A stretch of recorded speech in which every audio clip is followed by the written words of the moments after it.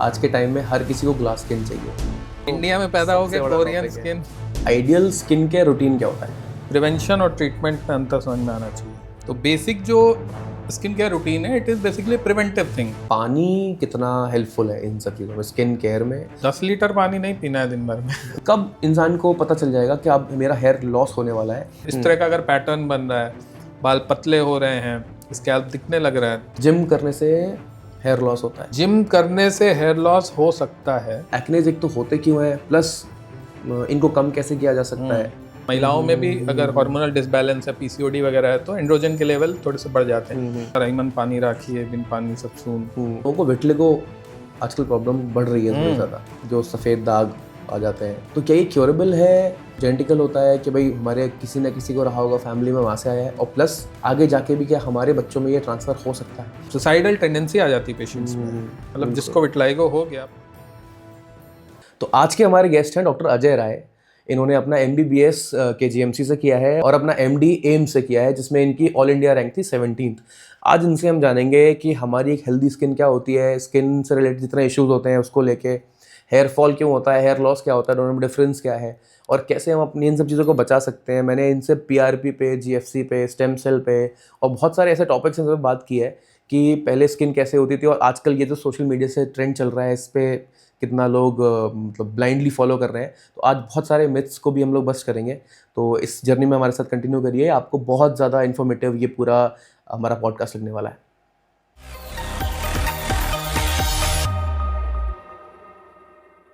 तो डॉक्टर साहब ये बताइए कि एक आइडियल स्किन केयर रूटीन क्या होता है?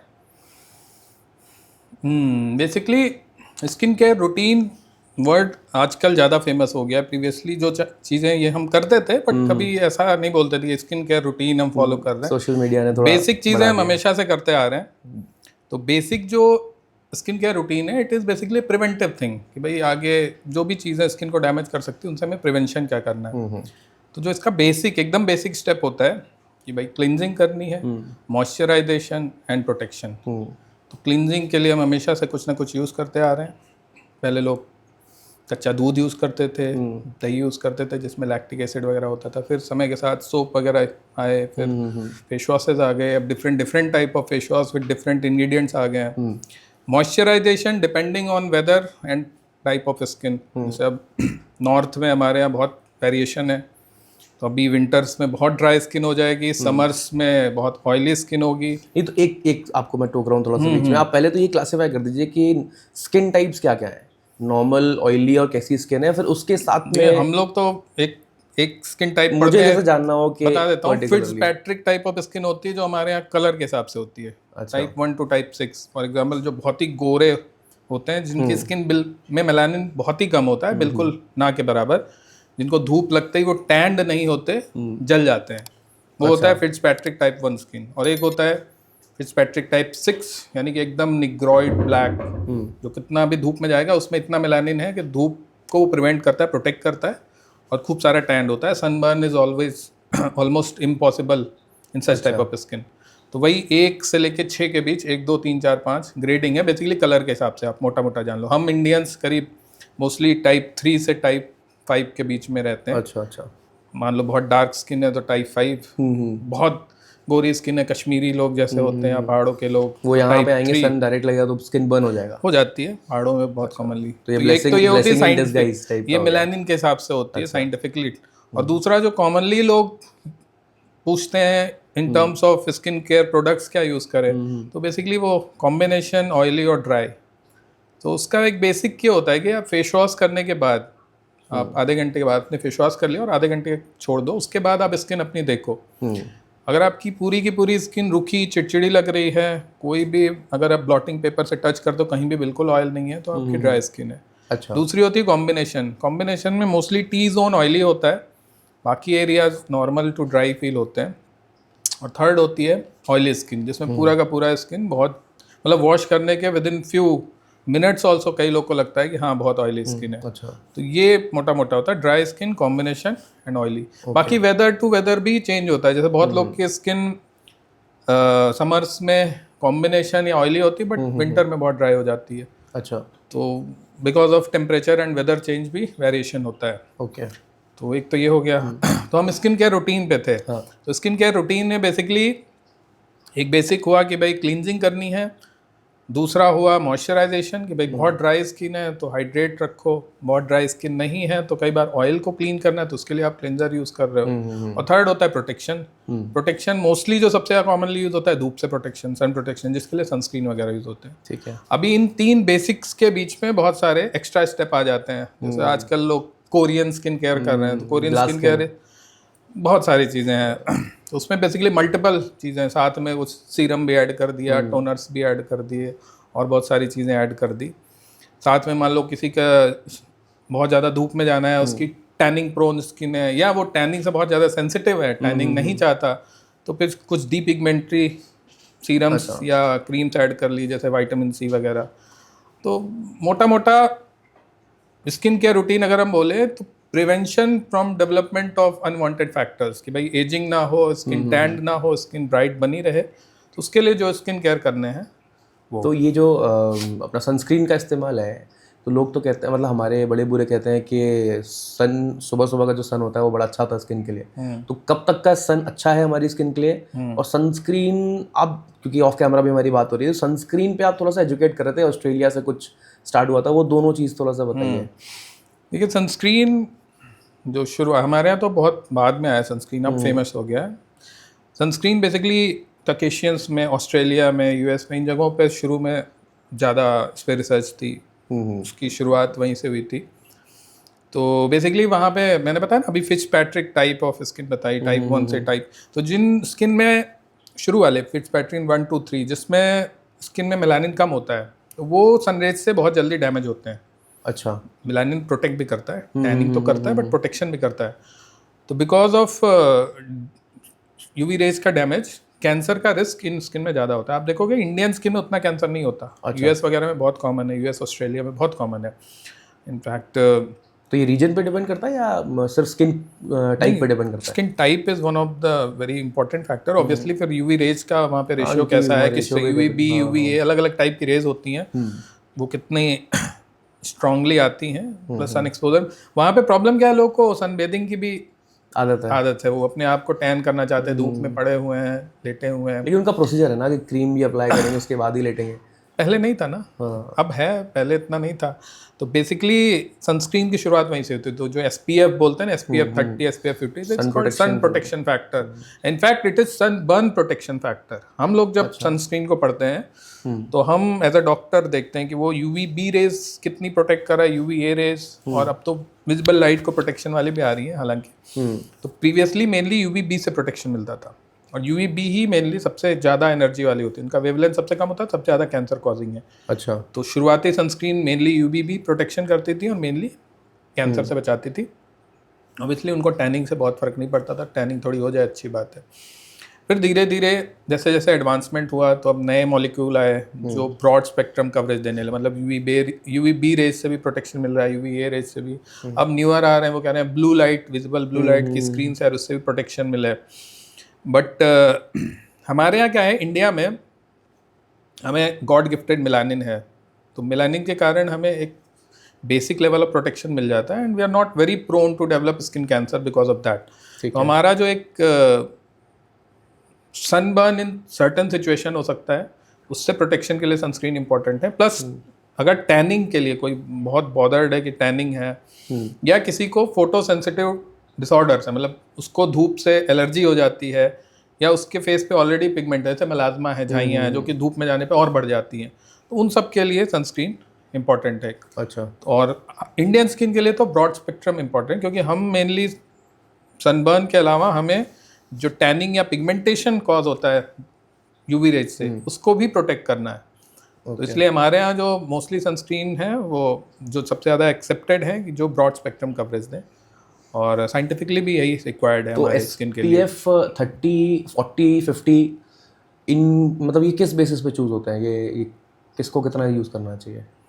वही सन प्रोटेक्शन फैक्टर होता है ये बेसिकली। ऐसा होता है कि इसका मतलब क्या है? मैं वही बता रहा हूँ, एक आपने एक ग्लास मतलब लिया, एक या सिंपली एक स्किन ली जिस पे सीधे लाइट डाली, उस पर रेडनेस आ गई, और फिर उस पर सनस्क्रीन लगा दिया, फिर देखा, फिर रेडनेस आने में कितना टाइम लगा। अच्छा। तो ये होता है प्रोटेक्शन फैक्टर। एक तरीके से जब आप सनस्क्रीन लगा देते हो तो उसने कितना ज़्यादा रेस डालने के बाद वो रेडनेस आई, या कई बार नहीं आती, उसके बेसिस पे, रेशियो के बेसिस पे होता है सन प्रोटेक्शन फैक्टर। कोई व्यक्ति अगर डॉक्टर के पास नहीं जा पा रहा है तो उसको कैलकुलेट करना है खुद से कि मेरी स्किन टाइप के लिए कौन सी सनस्क्रीन बेटर है। 30, 40 and above is okay. Basically 30 और 40 में बहुत डिफरेंस नहीं होता, अच्छा, लाइक फ्यू % ऑफ डिफरेंस होता है। बेसिकली SPF 30 भी 90 अबव प्रोटेक्शन देती है, SPF 40 भी 90 अबव देती है। तो ये इस पे डिपेंड नहीं करता कि मैं कितनी देर धूप में जा रहा हूँ। जैसे अगर मान लीजिए मैं 10 घंटे धूप में रहता हूँ, 10 घंटे तो दिन में नहीं होता, मैं 5 घंटे धूप में रहता हूँ मान लीजिए, तो रिपीटेड फॉर्म में मुझे अगर यूज करना है तो मैं SPF 30 यूज करूँ। नहीं, मैं SPF 30 यूज करूँ या इसके लिए SPF 50 बताता हूँ। सनस्क्रीन में सिर्फ SPF इंपॉर्टेंट नहीं है, उससे कहीं ज़्यादा इंपॉर्टेंट होता है सही अमाउंट में उसको अप्लाई करना और टाइम टू टाइम उसको रिपीट लगाना। तो आपने बहुत अच्छी सनस्क्रीन ली, बहुत हाई SPF की, उसकी एक अच्छी कोटिंग या एक कंटिन्यूअस फिल्म नहीं बनाई, उसका प्रोटेक्शन फैक्टर घट जाता है। तो एक तो आपको अमाउंट भी अच्छे से लगाना है, एडिक्वेट, और second repeat every 2 to 3 hours में आपको रिपीट करना होता है। अब कुछ न्यूअर सनस्क्रीन इंग्रेडिएंट आ रहे हैं जो थोड़ा लंबा टिकते हैं, but most of the time आपको एवरी 2 to 3 आवर्स आइडियली लगा। प्लस आप किस सिचुएशन में, जैसे आप मान लो स्विमिंग कर रहे हैं, बहुत स्पोर्ट्स में बहुत ज़्यादा पसीना आ रहा है, जिसके कारण भी सनस्क्रीन की फिल्म जो है वो खराब हो जाती है। एक बहुत इंटरेस्टिंग चीज़, काफ़ी लोग उसको जानना चाहते हैं कि क्रिकेटर्स पहले यहाँ पे एक वाइट पैच दिखता था उनके रूप में खेलने में, पहले ऑस्ट्रेलियंस ने शुरू किया था, उसके बाद ये इंडियन क्रिकेटर्स बाकी सब यूज करने लगे। तो ये इधर क्यों होता है, मतलब इतना क्यों दिखता है उनका सनस्क्रीन? वही बता रहा हूँ। सनस्क्रीन 2 टाइप की होती है, एक होती है फिजिकल सनस्क्रीन, एक होती है केमिकल सनस्क्रीन। तो जो केमिकल सनस्क्रीन्स होती हैं वो यूवी लाइट को एब्जॉर्ब कर लेती हैं और उसको एक तरह से डिकम्पोज, स्किन के भीतर नहीं जाने देती हैं, और एब्जॉर्ब करके उसको फिर निकाल देती हैं हीट के फॉर्म में या लोअर वेवलेंथ के। दूसरी होती है फिजिकल सनस्क्रीन जो रिफ्लेक्ट करती हैं। सबसे कॉमन जो इसके सॉल्ट है जिंक ऑक्साइड, टाइटेनियम डाइऑक्साइड। तो ये जो वाइट होता है, बेसिकली फिजिकल सनस्क्रीन का काम है वो रिफ्लेक्ट करना, एब्जॉर्ब ही नहीं करना देती है। एब्जॉर्ब नहीं करते, जो भी लाइट आ रही है उसको रिफ्लेक्ट कर देती है। इट्स लाइक शील्ड और बैरियर। तो जब आप सनस्क्रीन लगा लेते हो और सारी लाइट को रिफ्लेक्ट करेगी तो कैसे दिखेगी? वाइट। तो बेसिकली वो thick coating of zinc oxide या टाइटेनियम डाइऑक्साइड वो फिजिकल फॉर्म ऑफ सनस्क्रीन होता है। तो जो भी लाइट आती है, अगर आप देखेंगे तो लोगों को फिजिकल सनस्क्रीन के साथ यही तो प्रॉब्लम है कि फिजिकल सनस्क्रीन में व्हाइट कास्ट बहुत दिखता है। तो व्हाइट कास्ट बोलते हैं that is basically reflection of light. तो अधिकतर जो हमारे यहाँ सनस्क्रीन है वो मिक्सचर ऑफ ऑर्गेनिक या chemical sunscreen and physical sunscreen है। ओके। तो जो फिजिकल पार्ट होता है वो लाइट को रिफ्लेक्ट करता है, जिससे हल्का व्हाइट कास्ट आता है। उसी को अब कम करने के लिए नैनो जिंक बेस्ड, लेकिन डेली यूसेज में बड़ा खराब लगता है वो व्हाइट कास्ट। हाँ ऑब्वियसली, तभी तो अब न्यूअर ऑर्गेनिक सनस्क्रीन आ रही है, plus very tiny particles of zinc oxide. Basically जितना बड़ा पार्टिकल होगा उतना अच्छा प्रोटेक्शन होगा, बट उतना ज़्यादा व्हाइट कास्ट होगा, और जितना छोटा पार्टिकल होगा प्रोटेक्शन थोड़ा कम हो जाएगा बट व्हाइट कास्ट कम होगा। तो बैलेंस करके बेसिकली किया जाता है कि कॉम्बिनेशन हो। फिजिकल सनस्क्रीन के अपने फायदे होते हैं, जैसे बच्चों वगैरह में सुटेबल माना जाता है फिजिकल सनस्क्रीन। एक ट्रेंड और है कि घर में भी है तब भी सनस्क्रीन लगाना है, बाहर है तब भी सनस्क्रीन लगाना है, मतलब मुंह धुला, मॉइस्चराइज किया, तुरंत सनस्क्रीन। इसमें से कुछ तो आजकल जो सोशल मीडिया और इसके थ्रू है, मतलब हमारे डर्मेटोलॉजी कॉन्फ्रेंस में अभी भी डिबेट होती है कि इतना ज़्यादा सनस्क्रीन एक्चुअली रिक्वायर्ड है कि नहीं, सनस्क्रीन एक्चुअली कहाँ रिक्वायर्ड है। कॉस्मेटिक कंपनीज बना रही हो तो चाहती है कि हर कोई सनस्क्रीन लगाए, बच्चा पैदा होते ही सनस्क्रीन लगाए, बुढ़ापे तक लगाए, उसको प्रोडक्ट बेचना है। हमारा काम एज ए साइंटिफिक पर्सन है कि एक्चुअली नीड कितनी है। तो नीड बेस अगर करें तो हमारे इंडियन स्किन में मैंने बताया, अगर आपको कोई फोटो सेंसिटिव डिसऑर्डर है, भाई धूप से आपको सिम्टम्स आते हैं, खुजली होती है, जलन होती है, your ideal candidate for sunscreen. आपके फेस पे कोई पिगमेंटरी पैचेस हैं जो आप नहीं चाहते कि सनस्क्रीन से बढ़े, your ideal candidate for that thing. या फिर आप टैनिंग प्रिवेंट करना चाहते हो, आपको टैनिंग से बहुत फ़र्क पड़ता है, तो फिर आप सनस्क्रीन लगाओ। 3 चीज़ें मोटी मोटी। और उसके बाद अब आप घर में बैठे हो और जो ये LED की लाइट है इसके लिए आप लगा रहे हो, तो प्रैक्टिकली इतना इम्पॉर्टेंट नहीं, इनकी इंटेंसिटी बहुत कम होती है। जो हमारे इंडोर लाइट होती है इसमें इंटेंसिटी बहुत कम होती है, तो इससे कोई ऐसी मेजर प्रॉब्लम नहीं होती है। ये तो क्या सनस्क्रीन भी कैंसर कॉजिंग होती है? अगर बहुत ज़्यादा लगाई जाए? सनस्क्रीन कैंसर कॉजिंग तो ऐसे नहीं होती है, बट जो पुराने सनस्क्रीन के एजेंट थे, स्पेशली केमिकल ऑक्सीबेंजोन वगैरह है, वो बेंजोन वगैरह, तो मतलब आप सर्च करोगे तो उनके साथ कुछ साइड इफेक्ट थे। ये देखा गया था कि वो स्किन पे लगाने के बाद भी ब्लड में डिटेक्ट हुए थे। अच्छा।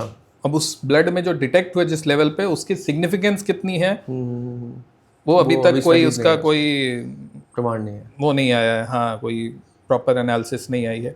दूसरा, अगर कुछ एनिमल्स में भी स्टडीज़ वगैरह हुई हैं तो एंडोक्राइन डिसरप्टर बोलते हैं कि हार्मोन्स के साथ थोड़ा बहुत छेड़छाड़ करते हैं।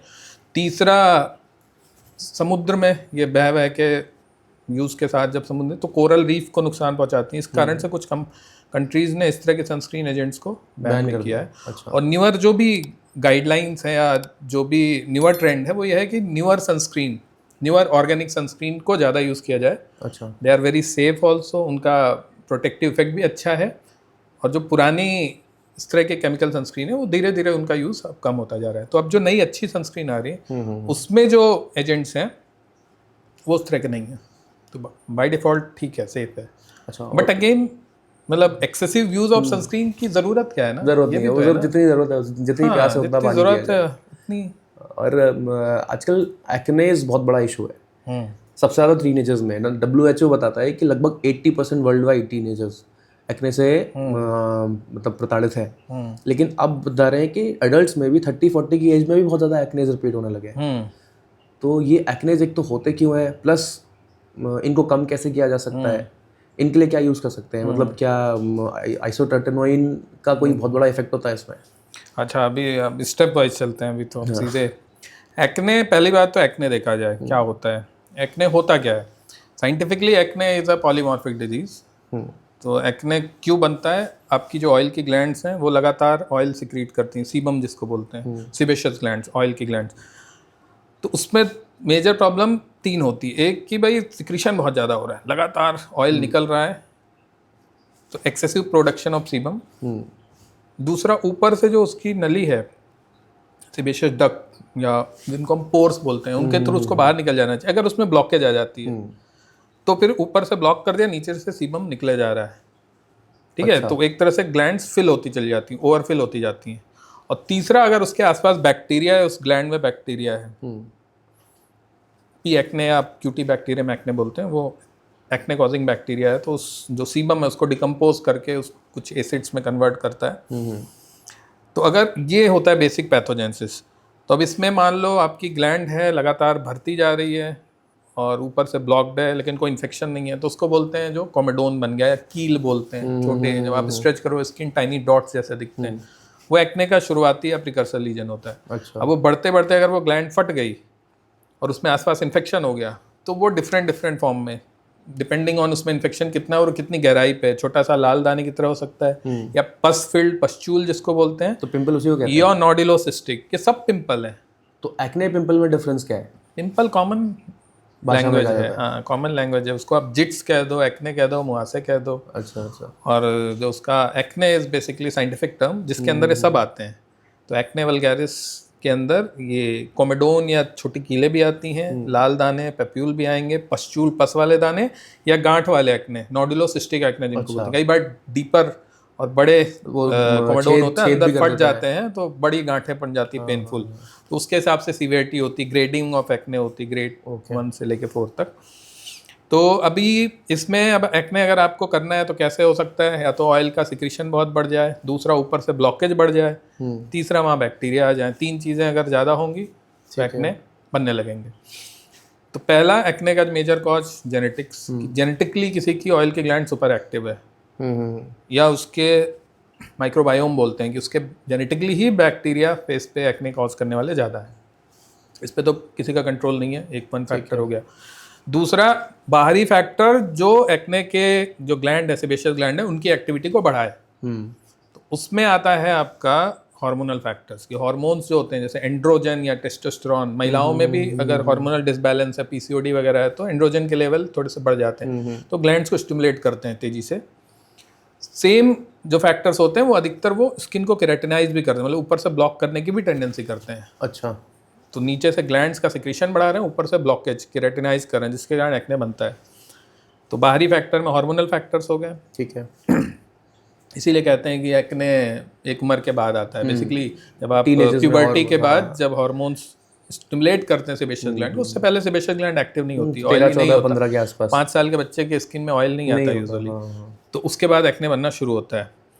अभी डाइट बहुत इंपॉर्टेंट फैक्टर है, पहले उतना इंपॉर्टेंट नहीं था क्योंकि हमारी डाइट इतनी वेस्टर्न नहीं थी। अब हमारी डाइट बहुत ज़्यादा वेस्टर्न हो गई है। एंड वेस्टर्न डाइट जो होती है मतलब sugary diet, high calorie diet, junk food, oily food, या आपका स्पाइसी हो गया बहुत ज़्यादा। एक्सेसिव डेयरी कंजम्पशन भी कुछ लोग को बोलते हैं कि हालांकि इंडियंस जो स्टडीज़ हुई हैं उसमें देखा गया इंडियंस को डेयरी से उतना प्रॉब्लम नहीं होता जितना कैकेशियंस को होता है, बट हाँ ये सारी चीज़ें फिर ग्लैंड्स को स्टिमुलेट करती हैं। तो डाइट बहुत इंपॉर्टेंट फैक्टर है। यंग एज से ही आजकल आप देखोगे कि ओवरवेट बच्चे होना बहुत कॉमन हो गया है, डाइट में जंक फूड और हाई ग्लाइसेमिक इंडेक्स फूड बहुत कॉमन हो गया है।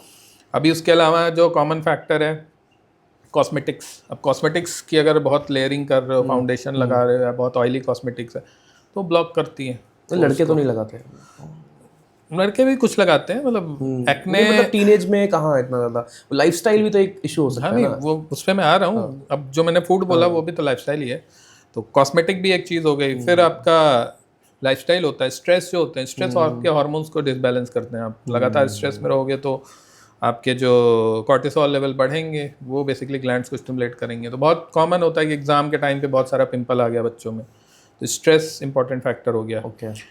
और इसके बाद आपका डाइट में बहुत इंपॉर्टेंट है आजकल ये वे प्रोटीन वगैरह। वे प्रोटीन बेसिकली मिल्क से बनता है, whey protein is also very strong stimulant for acne. अच्छा, तो ये नेगेटिव है इस बहुत, चीज़ का? हाँ बहुत लेकिन कॉमनली बच्चों देखेंगे। को, टीनेजर्स को, हाँ मतलब ये इस पॉइंट में ले सकते हैं हम कि 30 से 40 की एज में जो लोगों को हो रहा है, क्योंकि वे प्रोटीन, आइसो, वे, इन सब का प्रमोशन बहुत हो रहा है ना, तो लोग यूज़ करना शुरू कर रहे हैं। पहले कम था, थोड़ा वही तो है, उस एज में भी जा रहा है। बच्चे यूज़ करते नहीं है तो उनका लाइफस्टाइल, उनका स्ट्रेस, लाइफस्टाइल, आजकल बच्चे भी, बच्चों में डाइट बहुत हाँ, इंपॉर्टेंट है, पढ़ाई का प्रेशर और बहुत सारी चीज़ें, stress, diet, lifestyle. Early age में हार्मोनल बदलाव अब हो रहे हैं, तो यंग एज में एक्ने आना, यंग एज में सीवियर एक्ने आना, ये सारी चीज़ें अब ज़्यादा कॉमन हो रही, पहले इतना नहीं था। फिर फीमेल्स में पोस्ट 30 ईयर्स यूजुअली कहते हैं कि almost 1/3 of female can develop acne after 30 year, यानी कि अच्छा, एडल्ट पैटर्न एक्ने बोलते हैं। हाँ हाँ, एडल्ट पैटर्न एक्ने फीमेल्स में सबसे कॉमनली हार्मोन से होता है। हार्मोन्स में यही आपका इरेगुलर साइकिल सबसे कॉमन कॉज होता है पीसीओएस। तो पीसीओएस का भी अगर आप देखोगे तो insulin resistance, obesity, low physical activity, यही चीज़ें उसके भी इंपॉर्टेंट फैक्टर्स होती हैं। तो they are all interrelated. मतलब मुझे अपने माता पिता को थैंक यू बोलना चाहिए कि उनकी जेनेटिक्स की वजह से तो कम से कम एटलीस्ट ये चीज़ ठीक है। बिल्कुल। तो इससे ओवरकम कैसे कर सकते हैं? एज उनके एक्ने है, किसी को अब डॉक्टर के पास नहीं जा पा रहा है सिर्फ एक्ने के लिए, तो ओवर द काउंटर तो देखिए बहुत सारी चीज़ें मिल रही हैं, लोगों ने इस्तेमाल करना भी बहुत शुरू कर दिया है। कई सारी क्रीम्स हैं, कई सारे ऐसे प्रोडक्ट्स हैं जो क्लेम करते हैं कि इसको लगाओ ठीक हो जाएगा, और प्लस इन्फ्लुएंसर्स के चक्कर में एटलीस्ट डेटा भी बताता है कि 50% लोग इन्फ्लुएंस हो चुके हैं कि हमें यही चाहिए, हमारा सब कुछ ठीक हो जाएगा। तो मतलब ये फॉल्स क्लेम्स हैं या ओवर द काउंटर हम ले सकते हैं जाके कोई ऐसी दवाई? देखिए ये क्लियर होना चाहिए, प्रिवेंशन और ट्रीटमेंट में अंतर समझ में आना चाहिए। ठीक है, ये ना हो कि जो चीज़ प्रिवेंटिव है उसको हम थेरापेटिक समझ रहे हैं। ओके, दोनों में अंतर है ना। जैसे हम जिम जा रहे हैं, योगा कर रहे हैं, तो हम बीमारी से प्रिवेंट कर रहे हैं। ये नहीं कि अब हम बीमार पड़ गए और फिर हम बैठ के योगा कर रहे हैं कि नहीं हम इसको सही कर लेंगे, सही बात है ना। तो वैसे ही स्किन की डिजीजेस का भी है, एक लेवल तक अगर इक्के दुक्के हो रहे हैं, ऑयली स्किन आपको लग रहा है कभी कभी इस सिचुएशन, मोस्टली ऐसे होता है ना, बंदे को पता चल जाता है अच्छा मैंने ये खा लिया तो मेरे को एक्ने हो गया, इन सिचुएशन में मुझे एक्ने हो गया, माइल्ड एक्ने है, तो फिर वो प्रिवेंटिव मेजर्स करें। प्रिवेंशन में सबसे इंपॉर्टेंट होगा कि भाई हाइपोक्रेसी नहीं होनी चाहिए कि हम दुनिया जहान की चीज़ें यूज़ कर रहे हैं और फिर हम बेसिक जो डाइट है उस पर ध्यान ही नहीं दे रहे हैं, कि भाई हम तो अपना स्किन बड़ा केयर करते हैं बट हम अपनी बॉडी की केयर नहीं करते। तो वो इंपॉर्टेंट होनी चाहिए कि भाई बेसिक अगर आप केयर करना चाहते हो तो जड़ से शुरू करो, शुरुआत से शुरू करो। तो आपकी डाइट, लाइफस्टाइल, इन चीज़ों में जो भी आप बेस्ट कर सकते हो। ऑब्वियसली कंपटीशन का ज़माना है, बच्चे बहुत पढ़ाई करते हैं, बट बहुत सारी चीज़ें अपने हाथ में भी होती हैं। अब 8 घंटा पढ़ने के बाद अब 1 घंटा एक्सरसाइज कर लो या दौड़ भाग लो वर्सेस उस 1 घंटे फिर स्क्रीन में देखने के बजाय। तो थोड़ा सा हमें अपने लिए ध्यान देना होगा इस सेंस में कि जो भी बेसिक्स हैं, डाइट, लाइफस्टाइल, इन सब पे ध्यान दें। उसके बाद फिर प्रिवेंटिव में आता है। तो अब अगर बहुत ऑयली स्किन है तो मान लो फेस वॉशेज में आप एक्ने प्रोन स्किन के लिए जो फेस वॉश बने, for example salicylic acid base आप यूज़ कर सकते हो। बेंजोल पेरोक्साइड के आजकल वॉशेज भी आने लगे हैं, बेंजोल पेरोक्साइड के सोप एंड वॉशेस, आप वो यूज़ कर सकते मेनली हो for acne prone skin. Acne prone as a preventive method, या माइल्ड एक्ने है तो आप यूज़ कर सकते हो। लगाने के लिए डिफरेंट डिफरेंट टाइप के देखिए क्रीम्स और मेडिसिन होती हैं। प्रॉब्लम क्या है कि अधिकतर इसमें कई सारी एंटीबायोटिक्स होती हैं, तो एंटीबायोटिक का ओवर यूज़ भी नुकसानदायक है। जैसे क्लिंडामाइसिन है, आप लगातार लगाए जा रहे हो तो उससे कई बार बैक्टीरिया रेजिस्टेंट हो जाते हैं। अच्छा। और कई बार आप मतलब अब जैसे एग्जांपल है, लोग क्लिंडामाइसिन की जेल बहुत कॉमन है, लोग सबसे पहले जाते हैं, बहुत सारे ब्रांड है, अगर मैं नाम ले लूँ जो सबसे फेमस ब्रांड है, मैं नहीं रहने दी। नहीं ना, तो मतलब लोग जाते हैं copyright एक्ने के लिए, जेल ले लिया, लगाना शुरू कर दिया। और क्लिंडामाइसिन का क्या काम है, एंटीबैक्टीरियल, तो बैक्टीरियल कॉलोनीज को कम करके, मान लो इन्फेक्टेड एक्ने है या इन्फ्लेमेटरी, उसको कम करेगा। बट अब वो जो सीबम सिक्रीशन हो रहा है उसको कैसे प्रिवेंट करना है, जो आपकी पोर्स ब्लॉक होती जा रही है उसको कैसे करना है। तो आइडियली एक्ने का जब ट्रीटमेंट होता है, अगर आप प्रिवेंटिव मेजर्स नहीं काम कर रहे हैं तो फिर थेराप्यूटिक्स से चले जाना चाहिए। और आइडियली डॉक्टर से कंसल्ट कर लेना चाहिए। प्रॉब्लम क्या है कि स्कारिंग जो हो जाती है, एक्ने एज सच तो लोग पुराने लोग क्या बोलते थे कि भाई जवानी में या यंग एज में आते हैं, एक एज के बाद खत्म हो जाएंगे, गर्म हो रहा है तो उन मतलब जो भी है। बट थिंग इज कि उस जमाने में लोगों को चेहरे के अपीयरेंस से उतना फर्क नहीं पड़ता था जितना आज फर्क पड़ता है। सोशल मीडिया का जमाना है, सबको अपनी फोटो पोस्ट करनी है, बिल्कुल, तो अपीयरेंस अब ज़्यादा मैटर करती है। तो अब एक्ने अगर हो के और खूब सारा स्कार छोड़ जाएगा तो हो सकता है ज़िंदगी भर कोई परेशान रहे। तो बेहतर होगा, अगर स्कारिंग होने लगी है और आपके प्रिवेंटिव मेजर्स से आपका एक्ने नहीं सही हो रहा है तो बेहतर होगा डॉक्टर के पास ले लीजिए। अब आपने बोला आइसोट्रेटिनोइन के बारे में, isotretinoin is one of the FDA approved medication for acne, जो कि सीवियर फॉर्म ऑफ एक्ने में यूज़ की जाती है। मोस्टली प्रिस्क्रिप्शनल है, डॉक्टर ही देता है। इंडिया में तो खैर कोई रूल्स फॉलो होते ही नहीं है, तो इंडिया में लोग खरीद लेते हैं कुछ भी, बट ये प्रिस्क्रिप्शनल मेडिसिन होती है। US वगैरह में रिस्ट्रिक्टेड डिलीवरी होती है इसकी। अच्छा, मतलब आई प्लेज प्रोग्राम है, उसके थ्रू आपको रजिस्टर करना होगा, एक लिमिटेड स्टॉक आपको मिलेगा। ऐसा नहीं कि कोई भी जाए और आइसोट्रेटिनोइन खरीद के खाना शुरू कर दे, नहीं हो सकता है। इंडिया में तो आप भी क्या कुछ भी खरीद ले रहे हो, तो आइडियली इसको डॉक्टर के अंडर ही लेना चाहिए। वेरी इफेक्टिव मेडिसिन है। कुछ साइड इफेक्ट्स भी हैं। जो सबसे इम्पॉर्टेंट, सबसे डेडली साइड इफेक्ट आइसोट्रेटिनोइन का होता है कि वो कोई प्रेगनेंसी में अगर उसको लेता है तो बच्चे को नुकसान होने के बहुत हाई चांसेस होते हैं। ऑलमोस्ट 80% चांसेस हैं कि टेराटोजेनिक इफेक्ट बोलते हैं उसको। तो इसलिए वो इम्पॉर्टेंट फैक्टर है। और दूसरे अलग अदर साइड इफेक्ट्स भी होते हैं, बहुत वो नहीं, मैं डराऊंगा नहीं क्योंकि मैं खुद आइसोट्रेटिनोइन बहुत यूज़ करता हूँ। नहीं, बट इसका कॉम्बिनेशन में होगा ना फिर कुछ आप प्रिस्क्राइब करते हो? नहीं, हम प्रिस्क्राइब करते हैं, ऑब्वियसली देख के करते हैं, टेस्ट करा के करते हैं, समझा के करते हैं। क्या इसका कोई ब्लड LFT वगैरह आइडियली करा लेना चाहिए बेसलाइन। देखिए आइसोट्रेटिनोइन जो दवाई होती है उसका एक पर्टिकुलर डोज होता है। कहते हैं कि बॉडी वेट के हिसाब से शरीर में जब एक डोज जाती है तो वो लॉन्ग टर्म एक्ने को सप्रेस कर देती है। ओके, ये उस टाइप की दवा नहीं है कि आपने आज एक्ने हुआ तो 10 दिन दवा खा ली, फिर छोड़ दिया, फिर 2-3 महीने बाद एक्ने हुआ फिर खा ली। तो इसीलिए एक तो मॉडरेट टू सीवियर एक्ने में यूज होता है, और जहाँ फिर ये यूज करते हैं हम लोग प्लान करके उसको 6-7 मंथ्स का कोर्स देते हैं, ताकि जो एक हमारी एक्सपेक्टेड डोज है वो शरीर में चली जाए और लॉन्ग टर्म के लिए एक्ने सप्रेस हो जाए। ये SOS टाइप की ड्रग नहीं है, मतलब एक्ने हुआ खा लिया, इमरजेंसी नहीं है, उस टाइप की नहीं। इसका कोर्स कंप्लीट करना होगा तभी इसका कुछ फायदा असर दिखेगा। नहीं, फायदा खूब दिखता है, कुछ नहीं, बढ़िया फायदा दिखता है। One of the most effective medication है ये। Isotretinoin is like gold standard for acne. But इसके भाई अगर आप साइड इफेक्ट की लिस्ट पढ़ेंगे तो बहुत सारे साइड इफेक्ट भी हैं। टेक्निकली प्रैक्टिकली अगर आप डॉक्टर के एडवाइस के अंदर लेते हो, इन्वेस्टिगेशन के साथ लेते हो, ठीक है, सेफ। तो जैसे आपने बताया, तो उसको आसान भाषा में अगर समझाया जाए कि डॉक्टर से बात करो, जितनी ज़रूरत है उसका इतना इस्तेमाल, नहीं तो फिर वो किसी फ़ायदे का नहीं रहेगा, बैरियर्स बन जाएंगे, मतलब स्किन प्रोन हो जाएगी कि भाई ये तो लगाया जा रहा है उस फिर इफेक्ट नहीं करेगा उतना ज़्यादा। मतलब इफेक्ट करे भी ना करे, अगर एक्ने आते रहते हैं तो जब भी मान लो 10 एक्ने भी आते हैं तो स्कार छोड़ेंगे। मान लो 10 एक्ने आए और 1 स्कार छोड़ा, ऐसे ही आपको टाइम टू टाइम आते रहेंगे। आप सोचो साल भर में कितनी स्कारिंग हो जाएगी। तो लॉन्ग टर्म में स्कारिंग हो जाती है। तो और मेजर प्रॉब्लम नहीं है। कई लोग के मतलब मेजर प्रॉब्लम सिर्फ वो जो बहुत पेनफुल पस वाले दाने होते हैं उनमें बहुत सिम्टम होते हैं। अदरवाइज तो लॉन्ग टर्म इंपॉर्टेंट होता है इसमें। तो अगर आप सही ट्रीटमेंट नहीं कर रहे हो तो ये भी तो है कि आप एक तरह से अपने फेस पे स्लोली स्कारिंग डेवलप कर रहे हो ना, जो कि आप प्रिवेंट कर सकते हो। तो वो एक इम्पॉर्टेंट फैक्टर है।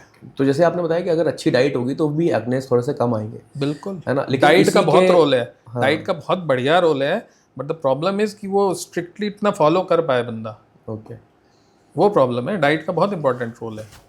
तो इसी के साथ में कि पानी कितना हेल्पफुल है इन सब चीज़ों में, स्किन केयर में, स्किन ग्लो में, और एक्नेस को ख़त्म करने के लिए। क्योंकि मतलब मैं बता देता हूँ, आजकल आपने बॉटल्स देखी होंगी, बहुत 1-1 लीटर की बॉटल्स आ गई हैं कि आप हाथ में लोगों के लिए टम्बलर्स चलते हैं कि जितना ज़्यादा पानी पियोगे, जितना ज़्यादा हाइड्रेटेड रहोगे, उतना ज़्यादा आपकी स्किन ग्लो करेगी, उतने स्किन में डैमेजेस कम होंगे। और आयुर्वेद ये कहता है कि जितना ज़्यादा आप पानी पियेंगे, उतना ज़्यादा आपकी इंटरनल हेल्थ खराब होती चली जाएगी। सुबह उठ के पानी पीने का तो विधान है, लेकिन पूरे दिन ऐसे पानी पीने का विधान नहीं है। नहीं तो आप पानी कितना पियो, ये अब 10 लीटर पानी नहीं पीना है दिन भर में। नहीं, लोग तो पी रहे हैं, मतलब नहीं नहीं, जितना इतना तो ज़्यादा पीना बड़ा मुश्किल है। एक एक्सेसिव 5-5, 6-6 लीटर तो पी जाते हैं। मतलब up to 4 litre, 3 to 4 litre is fair है ना। बाकी अगर आपकी बहुत लाइफस्टाइल में बहुत ज़्यादा पसीना हो रहा है तो ठीक है। बाकी तो water is one of the channel कि भाई जैसा कहीं आपने गंदगी देखी या आपने पानी डाल दिया, वो गंदगी साफ हो गई, अब आप पानी डाले जा रहे हो, ऐसा थोड़ी कि वो अलग से ही चमक आ जाएगी। नहीं तो ज़्यादा पानी पीने का कोई बैलेंस ऐसा हर जगह इंपॉर्टेंट है। बैलेंस हर जगह इंपॉर्टेंट है। पानी आप बहुत इंपॉर्टेंट है क्योंकि पानी ही सारे टॉक्सिन्स को एक तरह से फ्लश करता है। हमारी ऑयल की ग्लैंड्स, सेबेशियस ग्लैंड्स के थ्रू भी सिक्रीशंस होते हैं, हमारी स्वेट ग्लैंड्स के थ्रू भी सिक्रीशंस होते हैं, हमारी यूरिन के थ्रू भी होते हैं। तो एक तरह से टॉक्सिन्स निकालने का बॉडी से एक मेथड है कि भाई पानी एडिक्वेट होना चाहिए। बाकी पानी कम पीने से स्टोन वगैरह, किडनी स्टोन वगैरह बहुत कॉमन है। अगर आप कम पानी पियोगे तो आपको भी कई बार लो एनर्जी फील होती है। मतलब मुझे तो कई बार फील होता है, अगर दिन भर मैंने कम पानी पिया है तो शाम तक कई बार एक हल्का मलेज टाइप का होता है। तो water intake is very important, but हाँ बैलेंस होना चाहिए। अब ये नहीं कि आप पानी पीते जाओगे ग्लो आता जाएगा, ऐसा कुछ नहीं है। क्योंकि ये सोशल मीडिया बहुत लोग यूज़ करते हैं, उसका मिसयूज़ भी बहुत है। सोशल मीडिया से ही कई सारे इन्फ्लुएंसर्स हैं जो आपको मतलब आपके पास व्यक्ति कम आएगा, सोशल मीडिया पे देख के ज़्यादा चीज़ों को खरीदेगा। अब इतने सारे ब्रांड्स सोशल मीडिया का काम भी तो यही है उसका। अब देखिए, आप अपना स्क्रीन टाइम देखो दिन भर का, तो उसमें टीवी कितना देखते हो आप और मोबाइल कितना देखते हो? नहीं देखते। तो टीवी तो अब देखते हैं, तो टीवी तो अब वो ऐड आते ही नहीं है। तो अब जो ऐड करने के तरीके हैं वो चेंज हो गए हैं। मोबाइल पे अब लोग भी इंटेलिजेंट हो गए हैं तो ऐड करने के तरीके भी चेंज हो गए। अब आपके पास इन्फ्लुएंसर्स, पढ़े लिखे लोगों की अच्छी सी वीडियोस आती है, आपके पास अच्छे से ब्लॉग्स आते हैं, अब कस्टमाइज्ड ऐड आते हैं कि आपकी जो भी सर्च करने की हैबिट है, जो भी आपका डिजिटल फुटप्रिंट है, उसके अकॉर्डिंग आपके पास ब्लॉग्स आते हैं। बिल्कुल। तो चीज़ें अब ज़्यादा प्रिसाइज हो गई हैं। तो बट कहीं ना कहीं हमें ये देखना होगा कि यही अगर अपनी आपको अकल लगाते समझाना हुए हो। चीज़ें करनी है। क्योंकि इन्फ्लुएंसर्स के हिसाब से जो मार्केट चल गया है, मतलब मैं देख रहा हूँ कि एटलीस्ट 70% ब्रांड्स सस्टेन कर रहे हैं सिर्फ इन्फ्लुएंसर्स के दम पे, कि किसी को एक प्रोडक्ट भेज दिया और उसको उतना अमाउंट पे कर दिया और उसने बिना कुछ उसको देखे ना इंग्रेडिएंट्स को समझे, बस 2-3 ingredients, salicylic acid, hyaluronic acid, इन सबको समझा के और एक प्रोडक्ट को बेच दिया। देखिए, लॉन्ग टर्म कोई भी प्रोडक्ट तभी सस्टेन करेगा जब उसमें क्वालिटी होगी। इनिशियल आप पुश ले सकते हो किसी के थ्रू, किसी की सोशल मीडिया फॉलोइंग के थ्रू, बट आपका प्रोडक्ट अच्छा है तभी वो लॉन्ग टर्म सस्टेन करेगा। इसके बहुत सारे एग्जांपल हैं मार्केट में। तो बाकी इन्फ्लुएंसर्स एज ए होल, मैं पूरी कम्युनिटी को ऐसा कुछ नहीं बोल सकते। इम्पॉर्टेंट ये है कि अगर आप इन्फ्लुएंसर हो तो आपकी एक नैतिक जिम्मेदारी भी है कि भाई आपके नीचे जो भी लाख लोग हैं, कई बार करोड़ लोग हैं, वो आपकी बात सुन रहे हैं विद द होप कि ये जो बंदा मेरे को बोल रहा है, मैं फॉलो कर रहा हूँ। आपकी भी एक नैतिक जिम्मेदारी है कि उनके तक जो भी आप इंफॉर्मेशन पहुँचा रहे हो, अगर आपका मतलब आपका जो फील्ड है आपका इस तरह का ही जिसमें आप इंपॉर्टेंट इन्फॉर्मेशन पहुँचाते हो, वो तो आपको एक जिम्मेदारी के साथ ही करनी होगी। बाकी बहुत सारे लोग बहुत सारी और चीज़ों में मतलब इट डिपेंड्स कि आप क्या करने हो। अगर आप किसी राजनीतिक दृष्टिकोण वाली इन्फ्लुएंसर हो या आप स्किन केयर के बारे में या कोई मेडिकल एडवाइस देते हो, तो एक आपका फ़र्ज़ होता है कि आप उस प्रॉपर वे में मतलब हाँ एटलीस्ट एक नैतिक जिम्मेदारी होती है कि सही इन्फॉर्मेशन दो। तो इसीलिए इन्फ्लुएंसर मतलब हम जो लोगों को यही बोलेंगे कि अगर आप इन्फ्लुएंसर, मान लो आप स्किन केयर का ही कोई इन्फ्लुएंसर आप चूज़ कर रहे हो, तो एटलीस्ट देखो कि बंदे का क्वालिटी मतलब क्वालिफिकेशन क्या है। मेरे जान पहचान के बहुत सारे डॉक्टर्स हैं, अच्छी जगह से पढ़े हुए और बहुत अच्छी सोशल मीडिया प्रेजेंस है और बहुत अच्छी इन्फॉर्मेशन देते हैं। कई बार मैं खुद उनसे सीखता हूँ उनकी बातों से। अच्छा। और कई मैंने ऐसे देखे हैं कि भाई कोई कुछ है ही नहीं, मतलब कोई क्वालिफिकेशन, बस आप दूसरों की रील्स देख के कॉपी कर रहे हो या मतलब कुछ भी सेंसेशनल वीडियो। एक्टर्स भी तो कितनी सारी फीमेल एक्टर्स हैं जो आजकल अपने ब्रांड्स को लेके आ रहे हैं मार्केट में, तो आ रहे हैं तो क्योंकि वो इन्फ्लुएंस की वजह से ही तो है कि उनके ब्रांड चलेगा। नहीं वो भी देखिए एक बिजनेस मॉडल है। अब कोई एक्ट्रेस, क्योंकि वो इतना एक्सपेंसिव उनका स्किन केयर होता है, वो लोग तो बहुत खर्च करते हैं। नहीं तो उनका खर्च करना अलग है, उनका प्रोडक्ट लाना मार्केट में अलग है। अगर कोई प्रोडक्ट अपना ला रहा है तो फिर बेसिकली वो एक बिजनेस शुरू कर रहा है।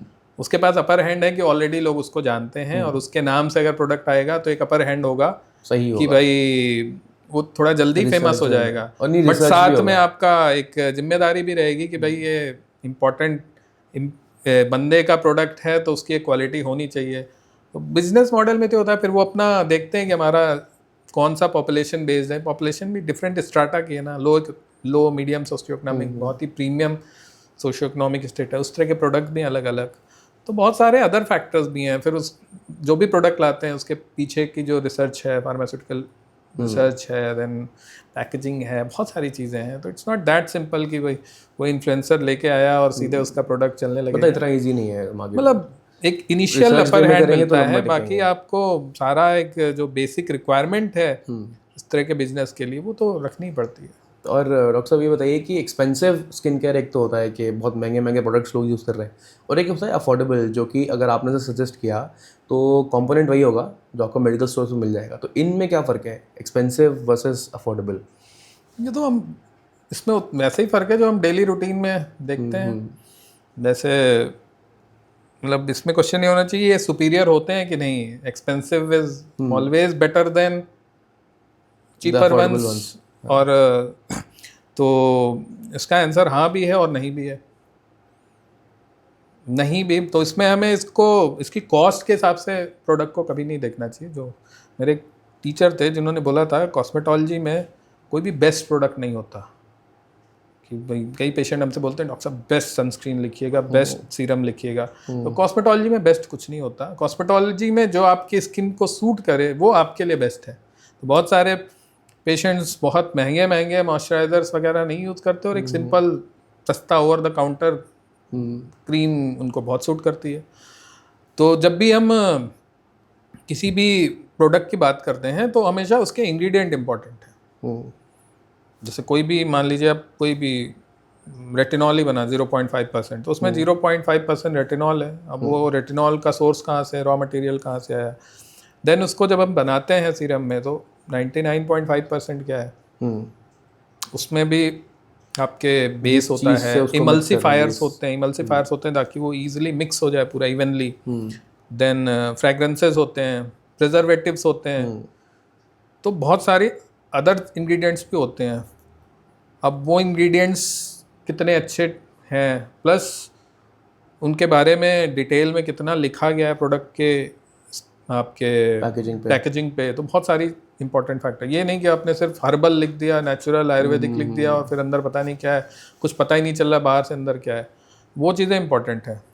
बाकी जैसे बहुत सारे थोड़े इकोनॉमिकली ठीक ठाक प्रोडक्ट बहुत अच्छे होते हैं और बहुत सारे बहुत महंगे। फॉर एग्जांपल आपको ऐसे ही बताते हैं, अगर मान लो आप कोई बहुत बड़ी ब्रांड का एक सस्ता सा चप्पल लेने जाओ, हो सकता है वो आपको मिले 10,000 का, और एक थोड़ी मिड रेंज की ब्रांड का एक अच्छा चप्पल लो तो हो सकता है वो आपको पड़े 3,000 का, लेकिन वो 3,000 वाला चप्पल 10,000 वाले से बेटर परफॉर्म अच्छा लगेगा, एक्सेप्ट फॉर वो ब्रांडिंग, वो लोगो ब्रांडिंग। कई बार वो ब्रांडिंग जो होती है ना, उसका जो साइकोलॉजिकल इम्पैक्ट इतना ज़्यादा होता है कि हम उसका जो एक्चुअल प्रोडक्ट है उसको हम छोड़ देते हैं। लेकिन ब्रांड जो होता है वो मेन पैसा जो लेता है वो तो R&D का ही लेता है ना। नहीं R&D का तो लेता है, वो तो उसी के कारण तो ब्रांड बना। मैं उसकी बात नहीं कर रहा हूँ, वो डिफरेंट दृष्टिकोण हो गया कि उसने अपनी मेहनत करी, प्रोडक्ट लॉन्च किया, फिर वो ब्रांड बन चुका है, उस ब्रांड का वो चार्ज कर रहा है। लेकिन उस ब्रांड जो प्रोडक्ट आप ले रहे हो उसमें आप उस ब्रांड का पैसा कितना दे रहे हो, और उस एक्चुअल प्रोडक्ट का कितना पैसा दे रहे हो ये आपको इंपॉर्टेंट हो। जो कॉस्ट सेंसिटिव नहीं है उनके लिए फ़र्क नहीं पड़ता, लेकिन जो कॉस्ट सेंसिटिव है उनको तो ये देखना पड़ेगा कि are you paying just because एक ब्रांड है। मैं एक एग्जांपल लेता हूँ, बहुत शुरुआती दिनों में, मतलब 2015-16 की बात होगी। तो एक एक्ने का पेशेंट था, बेंजोइल पेरोक्साइड हमारे यहाँ इंडिया में मिल जाती, 100-150 रुपये में क्रीम मिलती है। उसने भाई सोशल मीडिया के थ्रू किसी ने किया, फिर किसी ने लिंक दिया उसको, फिर लिंक के थ्रू उसने बाहर से मंगवाया यूएस से बेंजोइल पेरोक्साइड, और वो उसको बहुत, जो इंडिया में मिलता है उससे 10 से 20 गुना ज़्यादा फायदा देता था। कॉस्टली था ऑब्वियसली तो उसमें उसने किस चीज़ का पैसा दिया? इंपोर्ट करने का, इम्पोर्ट बाकी ड्यूटी ड्यूटीज दी का। और बहुत सारी चीज़ें दी। तो हमें ये देखना होगा ना कि इम्पोर्ट ड्यूटी कितनी लग रही है। तो हमेशा प्रोडक्ट में उसके इंग्रेडिएंट क्या है वो ज़्यादा इंपॉर्टेंट होना चाहिए रेदर देन। और ब्रांडिंग के साथ ये होता है कि जो बड़ी ब्रांड्स होती हैं, एक जिम्मेदार ब्रांड्स होती हैं, वो अधिकतर प्रोडक्ट्स जो अपने रखती हैं उसके जो इंग्रेडिएंट है वो सही यूज़ करती हैं। मतलब तो इसीलिए मैं तो हाँ और नहीं दोनों बोल रहा हूँ कि हाँ, अच्छी ब्रांड्स अक्सर अच्छे products with good ingredient use करती हैं, बट कई बार हमें एक्स्ट्रा पेमेंट करना होता है जस्ट बिकॉज ऑफ ब्रांड। तो अपनी रिसर्च करें, उसके हिसाब से लें। अच्छा डॉक्टर साहब, एक स्किन डिजीज़ कह सकते हैं या मतलब क्या बोलेंगे इसको, कि लोगों को विटिलिगो आजकल प्रॉब्लम बढ़ रही है थोड़ी ज़्यादा, जो सफ़ेद दाग आ जाते हैं, तो क्या ये क्योरेबल है?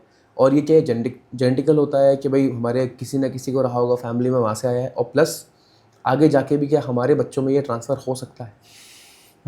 अच्छा क्वेश्चन पूछा आपने। विटिलाइगो तो इंडिया में बहुत ही सालों से है, और इसका साइकोलॉजिकल इम्पैक्ट मुझे नहीं लगता इससे ज़्यादा किसी और बीमारी का साइकोलॉजिकल इम्पैक्ट होता है। मतलब जिसको विटिलाइगो हो गया पैच, उसको चलने, खाने, बोलने कोई दिक्कत नहीं, कोई सिम्टम नहीं है, बट जो एक उसका मेंटल पीस होता है वो चला जाता है। लोग जो उसको जज करते हैं, जो सोशल प्रेशर उसके पास आता है, लोग आजकल तो विटिलाइगो में ये है कि भाई शादी नहीं हो रही है, अगर किसी फैमिली में किसी को विटिलाइगो है तो बच्चों की शादी में दिक्कत आ रही है, तो सोशल वो बहुत ज़्यादा है। तो विटिलाइगो की बात करें, इसका इतना सोशल वो प्रॉब्लम है क्यों?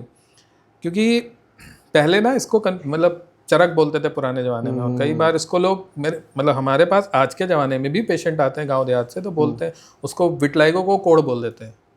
अच्छा, कि भाई कोढ़ हो गया है, क्या चर्म रोग हो गया, ये भी तो बोलते हैं ना कि स्किन जल गई है, इनकी जली हुई स्किन है। तो पहले क्या था कि जो लेप्रेसी बीमारी थी उसमें भी सफ़ेद निशान होते हैं, और उसका उस समय ट्रीटमेंट नहीं होता था, तो लेप्रेसी के पेशेंट्स को यूजुअली गांव के बाहर कर दिया जाता था। उसमें विद टाइम अगर आपका ट्रीटमेंट सही नहीं चल रहा है, मतलब सही क्या ऑप्शन ही नहीं है, तो विद टाइम बैक्टीरिया ग्रो करते जाते हैं बॉडी में, फिर नर्व्स को डैमेज करते हैं, जिसके कारण फिर उंगलियां डैमेज होना और तरह तरह के सिम्टम आते थे, तो जिसको फिर लास्ट में लोग कोढ़ बोलते थे।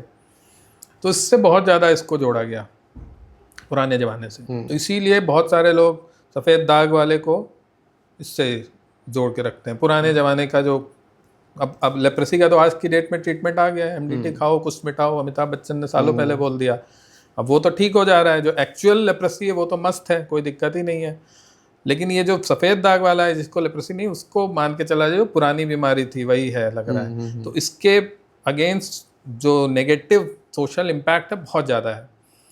तो देखा जाए तो विटिलाइगो बेसिकली एक ऑटो इम्यून कंडीशन होती है, जिसमें हमारी इम्यून सेल्स, जो हमारी कलर प्रोड्यूस करने वाली सेल्स या मेलानोसाइट जिनको बोलते हैं, उनको डैमेज करती है।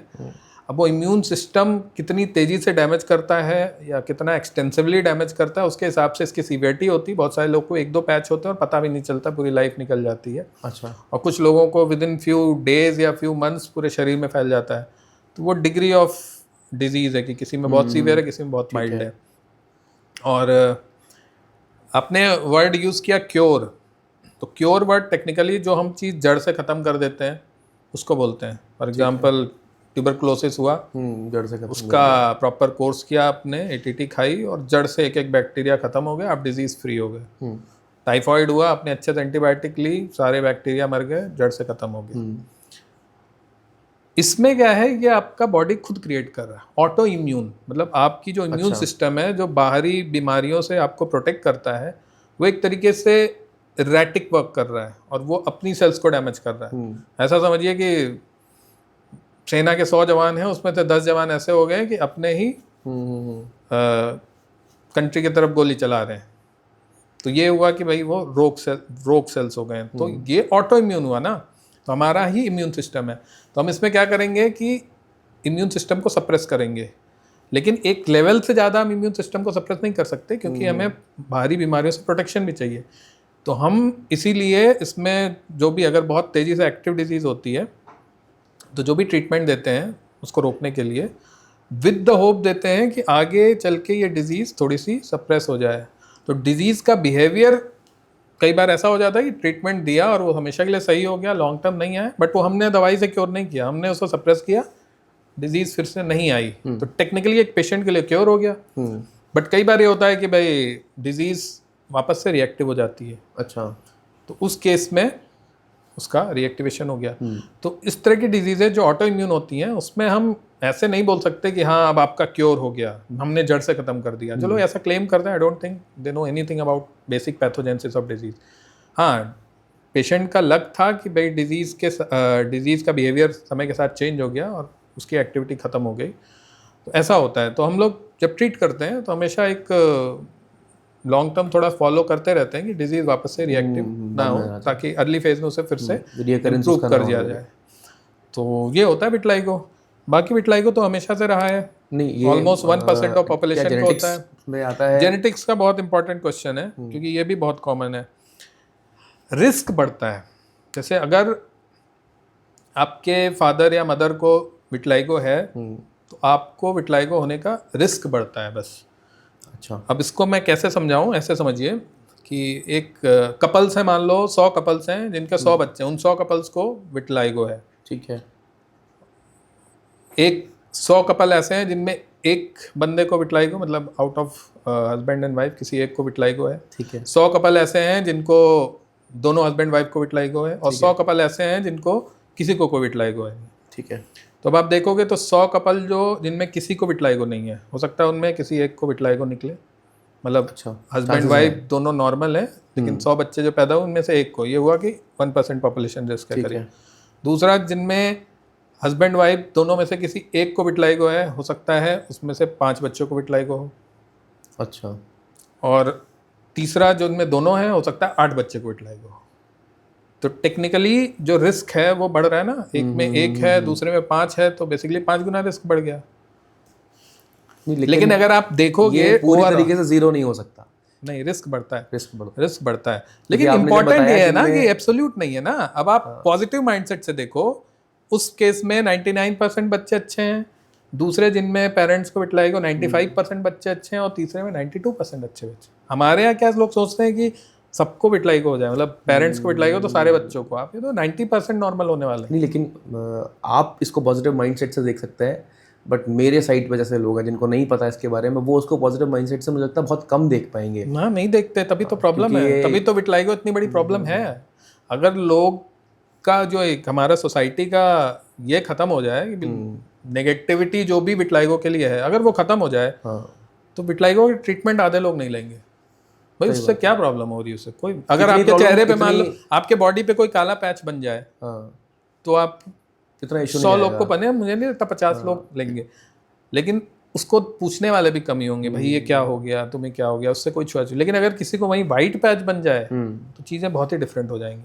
बट टेक्निकली दोनों में कलर का ही तो चेंज है। हेयर फॉल भी एक बहुत बड़ा मेजर पार्ट है इसका, लेकिन उससे इतने लोग अफेक्ट नहीं होंगे जितना ज़्यादा विटलिगो से हो जाएंगे। Vitiligo is totally different ball game, मतलब उसका अलग ही वो है, मतलब सुसाइडल टेंडेंसी आ जाती है पेशेंट्स में, सुसाइड्स की करते हैं लोग। अच्छा, लोग की जेन्यूनली अफेक्ट होती है, मतलब लाइफ। तो सो मतलब लेकिन जैसे सोसाइटी ग्रो कर रही है, थोड़े लोगों का एक्सेप्टेंस तो आया है इसके प्रति, आ रहा है, और हम एक्सपेक्ट करते हैं। इन्फ्लुएंसर्स हैं, मतलब उनका नाम तो नहीं लेना चाहूँगा, लेकिन उनको है विटलिगो, बट वो पूरे स्किन को इवन टोन रख के दिखाते हैं, प्लस उसको थोड़ा सा प्रमोट भी करते हैं कि मुझे है, ऐसा कोई इशू नहीं है। बहुत बड़े लोग, बहुत बड़े राजनेता लोग को है, बहुत बड़े लोग को है विटलाइगो, तो ये तो उनका कॉन्फिडेंस है। मैं तो एग्जांपल देता हूँ कि आप इनको देखो कि भाई इनको विटलाइगो है और ये क्या कर रहे हैं। सही बात है। पेशेंट, आप दूसरों की सोच तो नहीं सही कर सकते, मान लो 100 लोग 100 तरीके की बातें आपके बारे में सोच रहे हैं, बट अपने आप को तो आप स्ट्रांग रखो। सही बात है, मतलब आपको कोई कुछ करने से थोड़ी रोक रहा है, सिचुएशन के साथ डील करना इजी हो जाएगा। कितने लोग हैं मेरी जान पहचान के, कुछ ने सीनियर डॉक्टर, बहुत बड़े डॉक्टर्स हैं जो विटलाइगो है लेकिन काम कर रहे हैं, और फिर जब आप एक लेवल के ऊपर पहुंच जाते हो तो मुझे नहीं लगता कोई खास फर्क पड़ता है। वो इनिशियल रेजिस्टेंस जो होता है ना वो बहुत ज़्यादा परेशान करता है। और इसी से मिलता जुलता है सर पिगमेंटेशन। तो किसी के होठों के आसपास होता है, किसी के गर्दन पे होता है, किसी के आप यहाँ मान सकते हैं, हम लोग एल्बोज में ले सकते हैं। तो ये पिगमेंटेशन पहले तो क्यों होता है, ये क्वेश्चन है। तो मतलब हर चीज़ में लाइफस्टाइल और डाइट तो मैं मान सकता हूँ कि आपकी लाइफस्टाइल खराब हो रही तो आपके नहीं, पिगमेंटेशन एक्ने की तरह नहीं है। अच्छा। एक्ने तो एक डिजीज है। नहीं तो जैसे शुगर, पिगमेंटेशन एक डिजीज नहीं शुगर होती। प्रॉब्लम हो रही है तो उसमें कहते हैं ना कि यहाँ पैच आ जाएगा, काला काला है, गर्दन पे आ जाए तो शुगर आपकी बढ़ रही है। सबका अलग अलग नाम है, मैं बताता हूँ। पिगमेंटेशन या हाइपर पिगमेंटरी डिसऑर्डर की हमारी पूरी किताब होती है। अच्छा। जिसमें सैकड़ों बीमारियां होती हैं। जैसे आपने एक्ने के बारे में बात की, एक्ने तो एक बीमारी है। पिगमेंटेशन के अलग अलग, मतलब पिगमेंटेशन क्या है, मतलब कॉमन लैंग्वेज ना, अभी उसको हिंदी में बोलो कालापन। तो कालापन क्यों है? अब कालापन के अलग अलग कॉज है ना। जैसे बुखार है, बुखार क्यों है? टीबी से भी हो सकता है, टाइफाइड से भी हो सकता है, कैंसर से भी रेयरली हो सकता है। वैसे ही पिगमेंटेशन के अलग अलग कॉजेज होते हैं। तो अब हम कॉमन अगर बात कर लें, कॉमन कॉजेज जो हमारे पास आते हैं, तो सबसे कॉमन होता है कि टैनिंग। टैनिंग मीन्स धूप में इवनली पूरे स्किन का डार्क होना। तो टेक्निकली उतनी प्रॉब्लम नहीं है। तो वो तो डिफ्यूजली आपकी बॉडी सन के अगेंस्ट रिस्पॉन्ड करके मिलानिन ज़्यादा बना रही है। तो उसमें जब आप देखते हो आपका covered area versus expose area में डिफरेंस आता है। दूसरा जो सबसे कॉमन है झाइयाँ, मेलाज्मा। मेलाज्मा जिसमें फेस और इसमें सबसे ज़्यादा कॉमनली देखा गया है प्रेगनेंसी के आसपास महिलाओं को डेवलप होता है। या और थोड़ा रजिस्ट करता है, बार बार वापस आने की कोशिश करता है, तो उसको झाइयाँ मेलाज्मा बोलते हैं। अभी पिगमेंटेशन के और बहुत सारी टेक्निकल डिजीजेज भी हमारे में, बहुत सारी नीवॉइड कंडीशन। नीवॉइड मतलब जिनको हम लक्षण बोलते हैं, पिगमेंटेड लक्षण होते हैं, काले काले धब्बे होते हैं जेनेटिक। फिर और भी डिसऑर्डर होते हैं, एलर्जी के कारण स्किन काली हो जाती है, जैसे अच्छा, तो फोटो कॉन्टैक्ट पिगमेंटेशन बोलते हैं। खत्म कैसे कर सकते हैं LPP होती है, मतलब वो सब उस पर डिपेंड करता है। पिगमेंटेशन मैं अभी बताता हूँ। LPP एक बीमारी होती है, लाइकेन प्लैनस पिगमेंटोसिस, जिसमें ऑटो इम्यून सेल्स आपकी मेलानोसाइट को डैमेज करके उसका pigment deeper layer of skin में डाल देती हैं, तो वो पिगमेंटेशन होता है। जो आप अभी बोल रहे थे कि गर्दन डार्क होना, इसको बोलते हैं एकैंथोसिस नाइग्रिकेंस। अच्छा, ये उसी का तो ये टेक्निकली पिगमेंट इसमें बाहर से अपीयर होता है डार्क, बट एक्चुअली यहाँ पे स्किन थिक होती है। हमारे पास जो पेशेंट आते हैं मोस्टली बोलते हैं डॉक्टर साहब ये मैल सा जम गया लेकिन साफ नहीं हो रहा है। रगड़ते भी बहुत हैं उसको, रगड़ते बहुत है, साफ लाल नहीं हो जाता है। तो बेसिकली स्किन यहाँ पे थिक हो रही है। एकैंथोटिक, एकैंथोसिस वर्ड हमारे यहाँ यूज होता है जब एपिडर्मल सेल्स थिक हो जाए। अच्छा, तो ये कहते हैं कि जब आपकी बॉडी में इंसुलिन रेजिस्टेंस डेवलप होता है तो उसके कारण जो इंसुलिन लाइक ग्रोथ फैक्टर, मतलब इंसुलिन की सिक्रीशन बढ़ती है, इंसुलिन लाइक ग्रोथ फैक्टर ज़्यादा बनते हैं, वो स्किन को थिक करते हैं। तो ये इधर पे जब किसी के जो कालापन ज्यादा आ ये जाता है, एकैंथोसिस टाइट हो जाता है, वो भी यही इसी की वजह से। इसमें एकैंथोसिस जो होती है वो गर्दन पे हो सकती है, अंडर आर्म्स में, ग्रोइन में सबसे कॉमनली। फिर फेस पे बहुत कॉमनली देखोगे, फोरहेड पे डार्क होता है मोटे लोगों में, या साइड ऑफ फेस पे, यहाँ पे टेम्पल के आसपास। उसके बाद इस एरिया में एक्रल एकैंथोसिस बोलते हैं, इस एरिया में थिकनेस। आमतौर पे लोग ओबीज होते हैं, मोटे होते हैं, जांचें कराने पे अधिकतर लोगों में इंसुलिन लेवल बढ़ा हुआ रहता है, कई बार शुगर और कोलेस्ट्रॉल डिरेंज रहता है। तो इसको एकैंथोसिस नाइग्रिकेंस ज़्यादा चांस होता है फैटी लीवर वगैरह होने का। Acanthosis nigricans is metabolic condition, कि भाई आपकी बॉडी वेट बढ़ने के कारण, इंसुलिन रेजिस्टेंस के कारण शरीर में बदलाव आ रहे हैं। तो ये कई बार हिंट देता है कि भाई अब वजन कम करो, लाइफस्टाइल सही करो, या कुछ जांचें करा के चेक करो कि कुछ और तो नहीं हो रहा है। और कई बार आप देखोगे एक और होता है B12 की कमी के कारण उंगलियां डार्क होती हैं, अराउंड माउथ डार्क होता है, उसमें कोई थिकनेस नहीं होती, सिर्फ पिगमेंटेशन होता है, उंगलियां बहुत काली काली। तो साथ में कई बार देखते हैं कि टंग वगैरह एकदम फ्लैट हो जाती है, बॉल टंग बोलते हैं उसको। अच्छा। कई बार वीकनेस सी लगना, इरिटेबिलिटी, चीज़ें जल्दी भूलना, मतलब B12 का न्यूरोलॉजिकल इंपॉर्टेंस बहुत ज़्यादा है। न्यूरोलॉजिकल सिम्टम आते हैं तो B12 की कमी से भी होता है, बहुत कॉमनली हम लोग देखते हैं। तो इसके इंजेक्शंस लिए जा सकते हैं? इंजेक्शन टैबलेट दोनों आती हैं आफ्टर प्रिस्क्रिप्शन। आइडियली यही होना चाहिए। अच्छा भाई, देना कितना है, कितने दिन तक लेना है। B12 की डेफिशिएंसी से हेयर फॉल भी होता है? हो सकता है। हेयर फॉल और हेयर लॉस ये दोनों अलग चीज़ें हैं या सेम? हाँ अलग भी हैं, सेम भी हैं। अलग उस तरह से होगा अगर आपके सिर्फ शेडिंग हो रही है और आपकी बिल्कुल डेंसिटी कम नहीं है, तब तो हेयर फॉल ही हुआ बस। और ये हेयर फॉल के लिए तो लोग कंफ्यूज करते हैं ना इसको। लोग कंफ्यूज करते हैं। इनफैक्ट हमारे पास बहुत कॉमनली आजकल आते हैं 16-17 साल के बच्चे, डॉक्टर साहब बहुत ज़्यादा हेयरफॉल हो रहा है, एग्जामिन कर रहे हैं, कोई डेंसिटी में कमी नहीं, खूब थिक हेयर्स हैं, बट हेयरफॉल ज़्यादा हो रहा है। तो लोग आजकल जल्दी घबरा भी जाते हैं, स्पेशली यंग एज के लोग। तो हेयर फॉल हमें इतना पता होना चाहिए कि नेचुरल हेयर फॉल कितना होता है। तो कहते हैं कि 60-70 बाल से लेकर 100 बाल तक नॉर्मली रोज झड़ते हैं बाल, ये नॉर्मल है, इतने बाल झड़ेंगे और रीग्रो करेंगे। हेयर के बारे में अगर पढ़ेंगे तो एक साइकिल चलती है। एनाजन फेज होता है जिसमें बाल लगातार ग्रो करते हैं, उसके बाद एक कैटाजिन फेज आता है अच्छा, जिसमें बाल डिसाइड करता है कि अब झड़ना है। फिर टीलोजन होता है 3 महीने का, बेसिकली जब बाल को सिग्नल मिल गया कि अब झड़ना है, और एक्चुअली जब वो शेड होता है, यानी डेड होके वो 3 महीने तक पड़ा रहता है और शेड हो जाता है। तो ये साइकिल चलती रहती है, कोई भी एक रूट इस फेज को पूरा करता है। इनफैक्ट बालों की जो लंबाई होती है कि बाल कितने लंबे होंगे वो एनाजन फेज पे डिपेंड करता है। कि अगर आपका एनाजन 5 साल का है तो आपके बाल 5 साल तक ग्रो करेंगे फिर झड़ेंगे, ओके, तो आपकी लंबाई बहुत जाएगी अगर आपने कटवाया नहीं। और एनाजन आपका 1 ही साल का है, हो सकता है आपको यहाँ तक की लेंथ हो, उसके बाद झड़ जाए, उसके बाद वो गिर जाए, डेंसिटी नहीं कम होगी, लेंथ डिपेंड्स ऑन, उतनी लेंथ नहीं आएगी, नहीं फिर से वो ग्रो करेगा। मतलब तो जो आपकी एनाजन फेज है, जैसे आपका ये हाथ का बाल है, ठीक है, ये हाथ का बाल है, इसकी लेंथ आती है जो भी 1 सेंटीमीटर 2 सेंटीमीटर, आप उसको कटवाते तो हो नहीं, उसको शेप तो करते नहीं हो। सेंटीमीटर तो बहुत हो गया, नहीं, कुछ लोग की होती है। अच्छा तो ये जो लेंथ होती है ये है एनाजन फेज, यानी कि जो भी है इतनी लंबाई तक ग्रो करने के बाद वो झड़ जाता है। आप उसको शेव करो या ना करो, वैक्स करो या ना करो, तो वो उसका एनाजन फेज है। उसके बाद वो वापस से ग्रो करेगा। तो एनाजन फेज एक लिमिट होती है कि उसके आगे फिर वो बाल वापस से जड़ के नीचे से ग्रो करेगा। अच्छा, फिर वो कैटाजन फेज में जाके टीलोजन। तो बालों में हमेशा साइकिल चलती रहती है, ठीक है। तो एट अ टाइम हमारे ऑलमोस्ट 10% हेयर शेडिंग की फेज में और टीलोजन फेज में होते हैं, वो 3 महीने वाली फेज में। तो ऑन एन एवरेज आप निकालोगे तो डेली 70-80 बाल जड़ते ही जड़ते हैं। कुछ सीजन में ज़्यादा जड़ते हैं, बारिश के बाद, बारिश के टाइम में, विंटर सीजन में। तीसरा, स्ट्रेसफुल सिचुएशन, एक बोलते हैं टीलोजन इफ्लूवियम, कि भाई बॉडी पे कोई भी स्ट्रेसफुल इवेंट हुआ, मेंटल स्ट्रेस, फिजिकल स्ट्रेस। तो ये बताइए कि कब इंसान को पता चल जाएगा कि अब मेरा हेयर लॉस होने वाला है, हेयर फॉल बंद हो गया? नहीं, हेयर फॉल बंद हो के हेयर लॉस नहीं होता। कि अब मेरा वो आपको नहीं हो ये रहा समझना है कि कहाँ तक नॉर्मल चीज़ है, हमें कुछ नहीं करना, और कहाँ वो चीज़ एबनॉर्मल होने लगी। तो जो मैंने बताया कि 70-80 बाल रोज झड़ते हैं, आपका कुछ सीजन में हेयर फॉल ज़्यादा होता है, इलनेस वगैरह के बाद, जब आप बीमार पड़ो, चिकन पॉक्स हो गया, वायरल हो गया, टाइफॉइड हो गया, उसके 2-3 महीने के बाद हेयर फॉल ज़्यादा होता है। इस चीज़ को बोलते हैं एक्यूट टीलोजन इफ्लूवियम।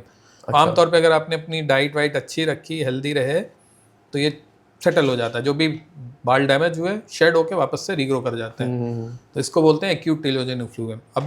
अब मान लो आपके बालों में थिनिंग होने लगी है, बाल पतले होने लगे, स्कैल्प दिखने लगा है, या कहीं से रिसेशन हो रहा है। जैसे मेल्स में तो मेल पैटर्न हेयर लॉस सबसे कॉमन है। तो बेसिकली जिसमें फ्रंटल हेयर लाइन या तो पीछे जाती है, या तो क्राउन से साफ होने लगता है, या फिर डिफ्यूजली थिन होने लगता है। इस तरह का अगर पैटर्न बन रहा है, बाल पतले हो रहे हैं, स्कैल्प दिखने लग रहा है, तो मतलब कि अब आप हेयर लॉस होने लगा है। कॉस्मेटिक अपीयरेंस अगर अब चेंज होने लगा है, तो अब आपको कुछ ना कुछ करना है। फीमेल्स में भी ऐसा ही है, अगर हेयर फॉल परसिस्टेंट है लगातार, मतलब जो कि 2-3 महीने में सेटल हो जाना चाहिए, ऐसा नहीं हो रहा है, जरूरत से ज़्यादा बाल झड़ रहे हैं, चोटी पतली होती जा रही है, स्कैल्प विजिबल होने लगा है, या चोटी की लंबाई कम होने लगी है, मीन्स अब कुछ करना है। तो ये फैक्टर्स। तो सब फीमेल्स में और मेल्स में इतना फ़र्क क्यों होता है? हेयर ज़्यादा आपके पास पेशेंट मेल ही आते होंगे? दोनों आते हैं, लेकिन ज़्यादातर तो मेल्स ही होते होंगे। नहीं, हेयर फॉल दोनों में होता है ऑब्वियसली। जो हेयर फॉल हेयर लॉस दोनों ही आते हैं, दोनों फीमेल्स भी काफ़ी आती हैं, बट दोनों की जो कंडीशन होती है वो थोड़ी सी अलग होती है। मेल्स में अधिकतर मेल पैटर्न हेयर लॉस वाले आते हैं, ठीक है, जिनका जो मैंने बताया कि पैटर्न बनने के साथ। फीमेल्स में तीनों आते, 3 मतलब मैं बता देता हूँ 3 क्या होते हैं। एक तो टीलोजन इफ्लूवियम हो गया कि स्ट्रेस इंड्यूस हेयर फॉल। अब वो स्ट्रेस एक्यूट है, मींस जो मैंने एग्जांपल दिया कि टाइफॉइड हुआ, कोई बीमारी हुई, अचानक से हेयर्स डैमेज हुए, फिर वो अपना 3 महीने का टीलोजन फेज पूरा करके झड़ रहे हैं। या कोई क्रोनिक कंडीशन है, मीन्स किसी को एनीमिया है लॉन्ग टर्म से, या कोई न्यूट्रिशनल डेफिशिएंसी है, प्रोलॉन्ग स्ट्रेस है, तो अगर वो चीज़ क्रोनिक है तो शेडिंग के साथ साथ रूट्स को भी पतला करने लगती है। इसको बोलते हैं क्रोनिक टीलोजन इफ्लूवियम। इसमें बाल झड़ने के साथ साथ बाल पतले होने लगते हैं। और तीसरा होता है फीमेल पैटर्न एंडो, जैसे मेल में होता है मेल पैटर्न एंडो, वैसे ही फीमेल पैटर्न एंडोजेनिक एलोपेशिया होता है। अच्छा। इसमें क्या होता है कि फीमेल का जो सेंट्रल पार्टीशन होता है, यहाँ के बाल वो अफेक्ट फैलना होते शुरू हैं करता बेसिकली, है। ये हाँ ये फैलने लगता है। ओके। तो उसको आमतौर पे जो हम लोग को दिखता है मोस्टली मीनोपॉज के बाद ये ज़्यादा कॉमन होता है, बट यंग लोगों में भी होता है, अनकॉमन नहीं, यंग में भी काफ़ी होता है, बट ज़्यादा कॉमनली फीमेल्स में देखते हैं। तो यहाँ पे हमें इवेलुएट करना होता है कि तो फीमेल पैटर्न हेयर लॉस जो होता है उसमें बेसिक जो होता है कि एंड्रोजन्स, आपके जो फीमेल की बॉडी में जो एंड्रोजन या टेस्टोस्टेरोन है वो बालों को डैमेज कर रहा है। तो उसमें हमें ये रूल आउट करना होता है कि कोई हार्मोनल एनॉमली तो नहीं चल रही बॉडी में। अच्छा। आमतौर पे इसका एसोसिएशन पीसीओडी या पीसीओएस इन सबसे ज़्यादा देखा गया है, minor hormonal fluctuations, irregular cycles के साथ ज़्यादा देखा गया है। ओके। कई बार एबनॉर्मल हेयर ग्रोथ, फेस पे एबनॉर्मल हेयर ग्रोथ हो रही है, सिर के बाल जा रहे हैं, साथ में पीसीओएस है, ओबेसिटी है, इस तरह की चीज़ों का एसोसिएशन देखा गया है। और टेस्टोस्टेरोन कैसे एक रोल प्ले करता है हेयर फॉल में या फिर अच्छे हेल्दी हेयर में? फीमेल्स का तो मैंने बता दिया, फीमेल्स की बॉडी में वारंटेड नहीं है एक्सेसिव टेस्टोस्टेरोन। ज़्यादा बनेगा तो वो प्रॉब्लम्स क्रिएट करेगा, या तो एक्ने बहुत करेगा आपको, हिर्सुटिज्म या एक्सेसिव हेयर ग्रोथ करेगा, फीमेल पैटर्न हेयर लॉस करेगा। मेल्स में टेस्टोस्टेरोन नॉर्मली प्रेजेंट है, हमारी बॉडी में नॉर्मली है। मेल्स में प्रॉब्लम होता है जेनेटिक सेंसिटिविटी, मींस आपका जो बाल है वो अपनी जगह सही है, आपका जो टेस्टोस्टेरोन है वो अपनी जगह सही है, बट दोनों का रिलेशन खराब है।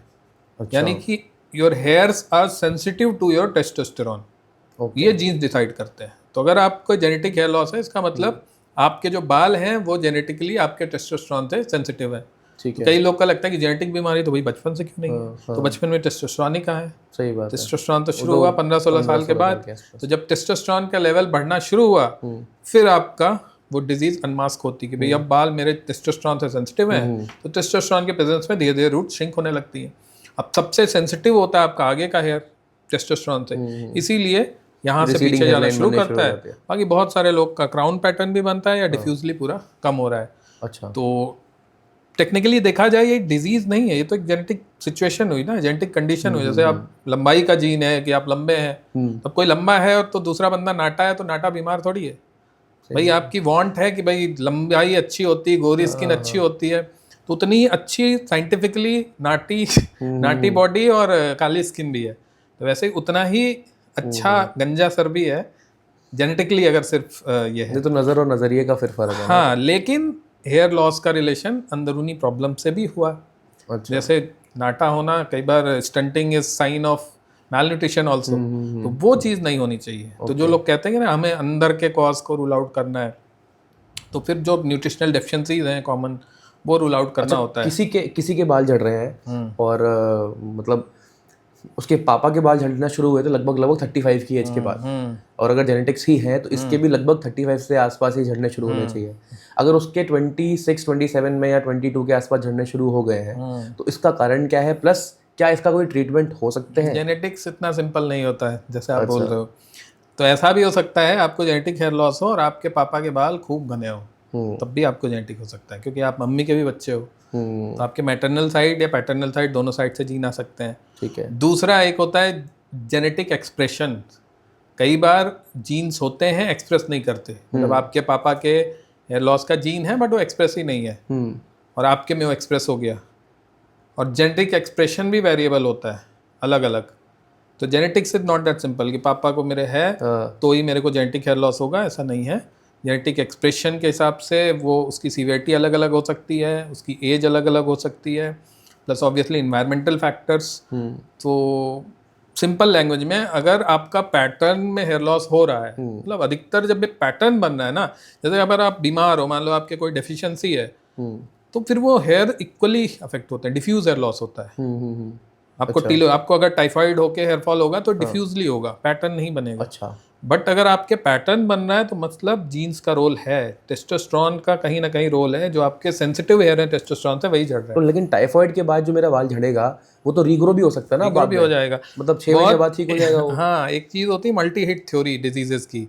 अच्छा। बालों में ही बहुत कॉमन है मल्टी हिट, मतलब कि एक मान लो जेनेटिकली आपके एक प्रॉब्लम है ही, जेनेटिकली आपके बाल थोड़े सेंसिटिव हैं, वो बढ़िया टिके हुए थे, बट अचानक से आप बीमार भी पड़ गए और उसने बालों को और डैमेज कर दिया, तो डबल हिट हो गया ना। जेनेटिकली बाल कमजोर से डबल हिट हो गया, या साथ में आपको सीवियर एनीमिया भी है, और साथ में आपकी लाइफस्टाइल भी बहुत पुअर है, आप बहुत ज़्यादा स्मोकिंग भी करते हो, तो एक तरह से मल्टीपल हिट्स हो गए, तो फिर हो सकता है आपको और अर्ली एज में हेयर लॉस शुरू हो जाए।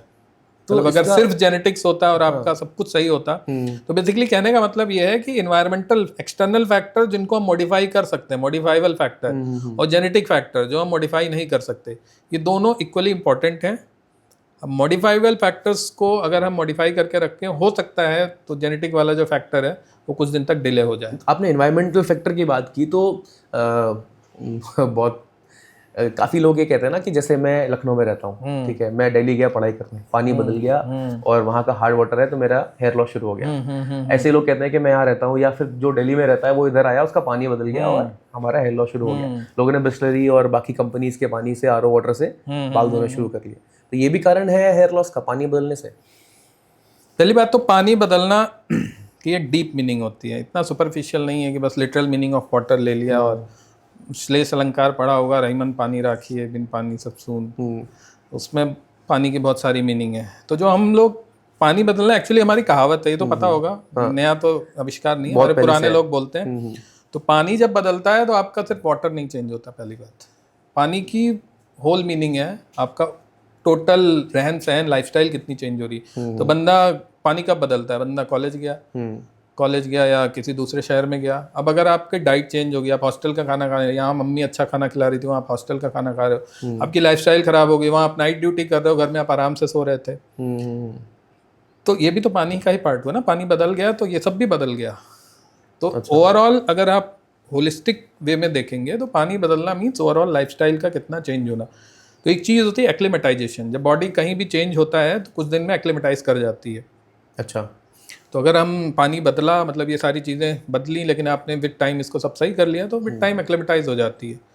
तो हम लोगों को यही बोलते हैं कि बिस्लरी के पानी से धुलने से पहले आप ये देख लो कि आप होल मीनिंग ऑफ वाटर को लेके चल रहे हो कि नहीं, अपनी लाइफस्टाइल, डाइट, इन सबको भी सही रखो। तीसरा जो हार्ड वाटर का बोलते हैं कि हार्ड वाटर का थोड़ा रिलेशन है, मतलब उसमें सॉल्ट ज़्यादा होते हैं, carbonate and sulphate salts, but जो स्टडीज़ हैं वो कन्फ्लिक्टिंग है। कि पहली बात तो हार्ड वाटर का बहुत ज़्यादा रूट्स पे तो इफेक्ट होता ही नहीं है, तो हेयर ग्रोथ से ज़्यादा रिलेशन नहीं, टेक्सचर पे थोड़ा इफेक्ट होता है। अच्छा, टेंसाइल स्ट्रेंथ, इलास्टिसिटी, इन सब पे उस पे कुछ स्टडीज हैं जिसके कन्फ्लिक्टिंग रिजल्ट्स हैं।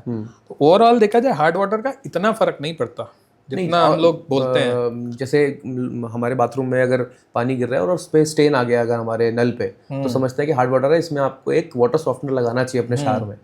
तो वाटर सॉफ्टनर इतने इफेक्टिव हैं कि इफेक्टिव होते हैं, लेकिन आप वाटर सॉफ्टनर क्यों लगा रहे हो? क्योंकि आपके शावर के वो सारे पोर्स ब्लॉक हो जा रहे हैं इसलिए, या उस वाटर से एक्चुअली आपको कोई दिक्कत हो रही है?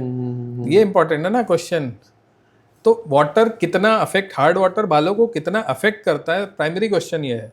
नहीं, लेकिन ये पता कैसे चलेगा? जैसे मैंने क्या किया कि कुछ टाइम पहले हमारे शावर में देखा कि सफ़ेद दाग आ गए, तो हम लोगों ने पानी पहले तो आता था पूरे शावर से, फिर टेढ़ा मेढ़ा निकलना शुरू हो गया, तो हमने उसको शावर को हेड को चेंज करके एक वाटर सॉफ्टनर लगाया उसमें, जो काम तो शावर का भी करता है लेकिन उसमें अलग अलग सेडिमेंट्स भी हैं। तो TDS के थ्रू मेजर नहीं, इससे ये मतलब देखिए क्या होता है ना, अब आप एक बार हाथ डालो किसी समुद्र के पानी में, फिर वहाँ हाथ डालो आप पहाड़ों में जाके किसी और पानी में, तो उससे ये थोड़ी होता, पानी नहीं बताता कि मैं कितना शुद्ध हूँ या कैसा, लेकिन आपको उसका टेक्सचर समझ में आ जाता है कि ये कितना मतलब मजा आ रहा है यहाँ, ये कितना अच्छा पानी हो सकता है। तो ऐसे तो पता चल सकता है ना हार्ड वाटर का, ऐसे पता चलता है। कई बार आप मतलब हार्ड वाटर मुंह में डालो तो उसमें एक मेटालिक सी फीलिंग भी आती है, कई बार एक कुल्ला करने के बाद एक मुंह में एक बिल्कुल आफ्टर इफेक्ट सा रहता है, वो तो रहता ही है। इनफैक्ट बालों में भी टेक्सचर में चेंज आता है, मैं बोल रहा हूँ ना, बालों के टेक्सचर में चेंज आता है, बट वो टेक्सचर कई बार फिर चेंज हो जाता है, मतलब सही हो जाता है, इतना लॉन्ग टर्म टेक्सचरल इफेक्ट नहीं होता। बट हेयर फॉल में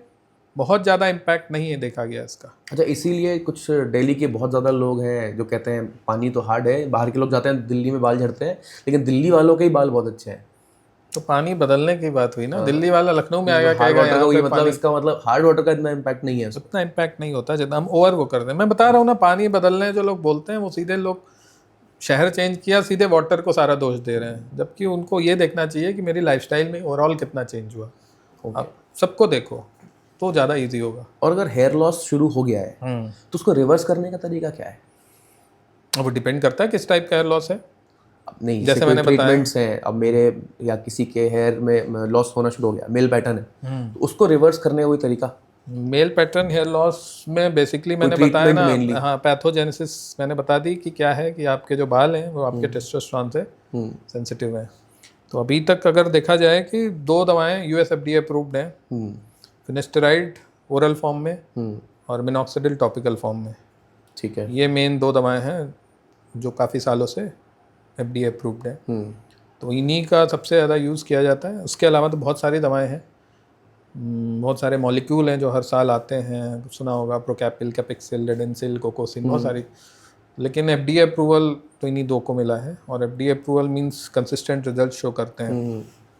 तो वही है कि डॉक्टर, बाकी इसके अलावा मैं बताया ना, एज ए पेशेंट आप मेरे पास आओगे तो इतना सिंपल नहीं होगा ना कि आप बोलोगे कि हाँ मेरे को जेनेटिक है। मैं पहले देखूंगा कि भाई कोई अंडरलाइंग कॉज ना हो, कोई डेफिशिएंसी ना हो, आपकी लाइफस्टाइल अच्छी है, सब कुछ अच्छा है। अगर हम सब कुछ रूल आउट कर लेते हैं कि भाई हाँ इनकी बॉडी में तो कोई भी और नेगेटिव फैक्टर नहीं है बालों को डैमेज करने का, और जो भी लॉस हो रहा है वो पैटर्न में हो रहा है, तो फिर हम उसको मेल पैटर्न हेयर लॉस बोलते हैं, और फिर उसको अकॉर्डिंग टू स्टेज ट्रीट करते हैं।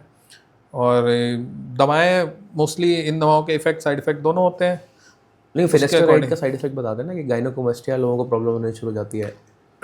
देखिए, फिनेस्टेराइड और मिनॉक्सिडिल का भी बताएं। मिनॉक्सिडिल जैसे ही किसी को आजकल तो ये मतलब जैसे ही मिनॉक्सिडिल किसी को आप प्रिस्क्राइब करो तो बंदा सीधे बोलता है डॉक्टर साहब इसको तो ज़िंदगी भर यूज़ करना पड़ता है, इसको तो आप छोड़ दोगे तो हेयर लॉस हो जाएगा।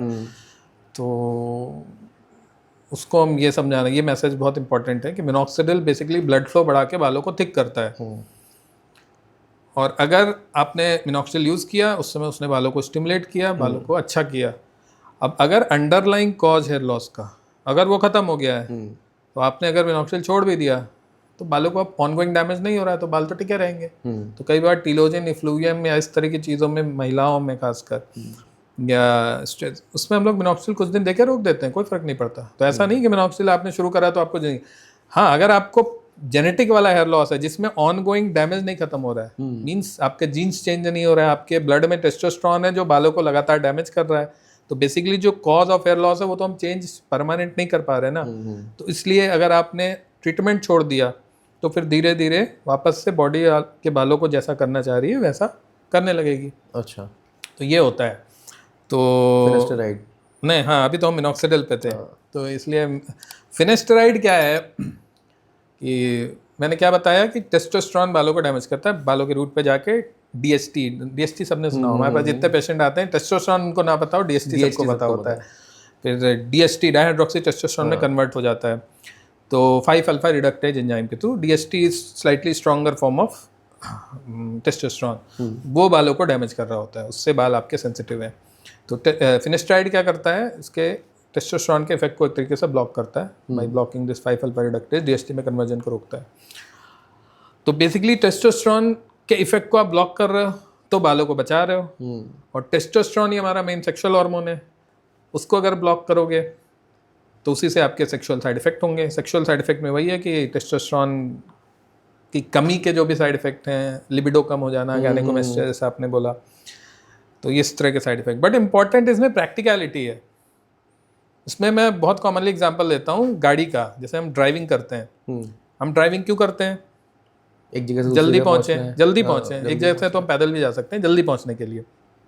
स्पीड है, स्पीड के कारण हम गाड़ी चला रहे हैं, उसी स्पीड के कारण एक्सीडेंट भी होता है। तो बैलेंस कहाँ है स्पीड में, कि भाई अगर हम 50-60 पे चला रहे हैं, ध्यान देके चला रहे हैं तो कोई प्रॉब्लम नहीं है, पूरी लाइफ निकल जाएगी, एक्सीडेंट कभी नहीं होगा। और वहीं हम अगर 150 पे चला रहे हैं तो एक चौराहा पार नहीं करेंगे, एक्सीडेंट तो हो जाना है। तो वैसे ही फिनेस्टेराइड या इस तरह की दवाओं की डोजिंग होती है। ऐसे नहीं कि बस आज बनाया और कल लॉन्च कर दिया, बाकायदा सिंपल भाषा में कि बैलेंस इज इंपॉर्टेंट। बैलेंस्ड नहीं, मतलब ये मैं इसलिए बता रहा हूँ ताकि एक माइंडसेट के साथ कई लोग आते हैं जहाँ पे एक्चुअली रिक्वायरमेंट होती है कि भाई अच्छा खासा हेयर लॉस हो रहा है, अच्छी ग्रेड में जा रहा है, लेकिन वो फिनेस्टेराइड नहीं लेना चाहते हैं। इसलिए नहीं कि उन्हें साइड इफेक्ट हुआ है, इसलिए कि साइड इफेक्ट से वो डरते हैं। तो ये इंपॉर्टेंट है कि फिनेस्टेराइड की जो 1 mg की डोज या यूजुअली हम लोग यूज़ करते हैं, एफडीए अप्रूव्ड होती है, अधिकतर केसेस में लेस देन 5% में इस तरह के साइड इफेक्ट देखे गए हैं। अच्छा, तो इतना कॉमनली साइड इफेक्ट नहीं है कि बस आपने साइड इफेक्ट की लिस्ट पढ़ी कि हाँ इससे ये साइड इफेक्ट हो सकता है तो वो हो जाएगा। वो कितने % में होगा ये सारा इंपॉर्टेंट है। अच्छा, तो इतना कॉमन नहीं है। एक तो ये तरीका हो गया लेकिन हाँ finasteride का। इसीलिए इम्पोर्टेंट है तो डॉक्टर की सलाह के साथ ही लें, खुद से ना खाएं। नहीं कि ऑब्वियसली डॉक्टर आपके टेस्ट कराएगा, बैलेंस देखेगा आपकी बॉडी को क्या जरूरत क्या है, उसके हिसाब से ही टेस्ट नहीं भी कराएगा तो ऑब्जर्व कराएगा, बहुत ज़्यादा रूटीन टेस्ट रिकमेंडेड नहीं है, बट ऑब्जर्व करेगा, एक बेसिक हिस्ट्री लेगा और एक्चुअली रिक्वायरमेंट है कि नहीं। कई बार लोग बताए ना कि जहाँ ज़रूरत नहीं वहाँ भी खाते हैं और जहाँ ज़रूरत है वहाँ पता चला बायोटिन। मतलब ये बेसिकली ओवर द काउंटर नहीं लेना चाहिए जब तक डॉक्टर आपको ना बोले, ओरल फिनेस्टाइड क्योंकि अवेलेबल तो है। इंडिया में सब कुछ अवेलेबल है। मुझे लगता है सिर्फ आपकी साइकेट्री की जो दवाएं हैं उस पर रेगुलेशन थोड़ा स्ट्रांग है, बाकी चीज़ों में लेकिन मुझे वो भी नहीं बहुत लगता। मतलब अगर आपकी जुगाड़ है तो मिल ही जाएगा। नहीं जुगाड़ से तो मुझे नहीं पता, बट एक मैं आम जनता के लिए बोल रहा हूँ कि आम जनता के बीच में साइकेट्री की दवाओं पे रेगुलेशन अच्छा है। बाकी दवाओं पे हमारे यहाँ जैसे स्टेरॉइड की क्रीम्स वगैरह जो है बहुत कॉमनली लोग लेते हैं। आप लेकिन बाहर स्टेरॉइड की जाइए, क्रीम्स कितनी हार्मफुल हो सकती हैं कि आपकी एक तो स्किन को आदत हो जाएगी, बिना उसके वो काम नहीं करेगी, स्किन पतली भी हो जाएगी, मैंने सुना है। ये सब भी है स्टेरॉइड क्रीम्स के बाद। स्टेरॉइड क्रीम से स्किन पतली हो जाती है, थिनिंग होता है, मतलब बहुत सारे साइड इफेक्ट हैं। बैलेंस इंपॉर्टेंट है, वही कह रहा हूँ। लोग के लिए स्टेरॉइड क्रीम बहुत सारी बीमारियों की फर्स्ट लाइन ट्रीटमेंट है। अब सोराइसिस या एक्जिमा में फर्स्ट लाइन ट्रीटमेंट होता है स्टेरॉइड का यूज करना। अच्छा। लेकिन अगर उस स्टेरॉइड को आप फंगल इन्फेक्शन में यूज कर रहे हो तो आप उल्टा कर रहे हो, वही स्टेरॉइड आप फेस को गोरा करने के लिए यूज कर रहे हो तो आप उल्टा कर रहे हो। ओके। तो जो दवाई जिस चीज का उसका इंटेंशन अगर वहां यूज हो रहा है तो बहुत सही है, सही उसमें यूज हो रहा है, डोज में सही ड्यूरेशन के लिए तो सही है। अगर एक्सेसिव यूज हो रहा है जहां जरूरत नहीं वहां यूज हो रहा है तो साइड इफेक्ट है। तो सोराइसिस भी एक मतलब प्रोमोटिंग फैक्टर है हेयर लॉस का। स्कैल्प अगर इन्फ्लेम्ड होता है तो हेयर लॉस थोड़ा ज्यादा होता है। सीवियर डैंड्रफ, स्कैल्प में psoriasis one of the factors. कुछ लोगों के देखा मैंने, इतना ज्यादा वो डैंड्रफ की तरह पूरा चिपक जाता है कि वो कंघी से निकाल के दिखा रहे हो तो पूरा टेबल भर जाए। हाँ हाँ होते हैं, आते हैं। नहीं तो इसका क्यों, मतलब ट्रीटमेंट क्या है इसका? ये एक तो आप जैसे डॉक्टर से बात कर सकते हैं, घर पे क्या कर सकते हैं इसको? घर पे जो 2-3 चीजें इंपॉर्टेंट है कि एक तो शैम्पू की फ्रीक्वेंसी अच्छी रखें, अच्छा, ताकि स्कैल्प क्लीन होता रहे, और दूसरा उसको रगड़ रगड़ के बहुत ना निकालें। कई लोग होता है कि कंघी लेके रगड़ के तो एक पार्ट है ना इसका। नहीं, खुजली हो रही है, आप खुजली की दवा खा लो, डॉक्टर से मिल लो, सिम्टम ज़्यादा हो रहे हैं, बट उसको रगड़ के निकालने से वो और ज़्यादा इन्फ्लेम्ड हो जाता है स्कैल्प, अगली बार और सीवियर आता है। ओके।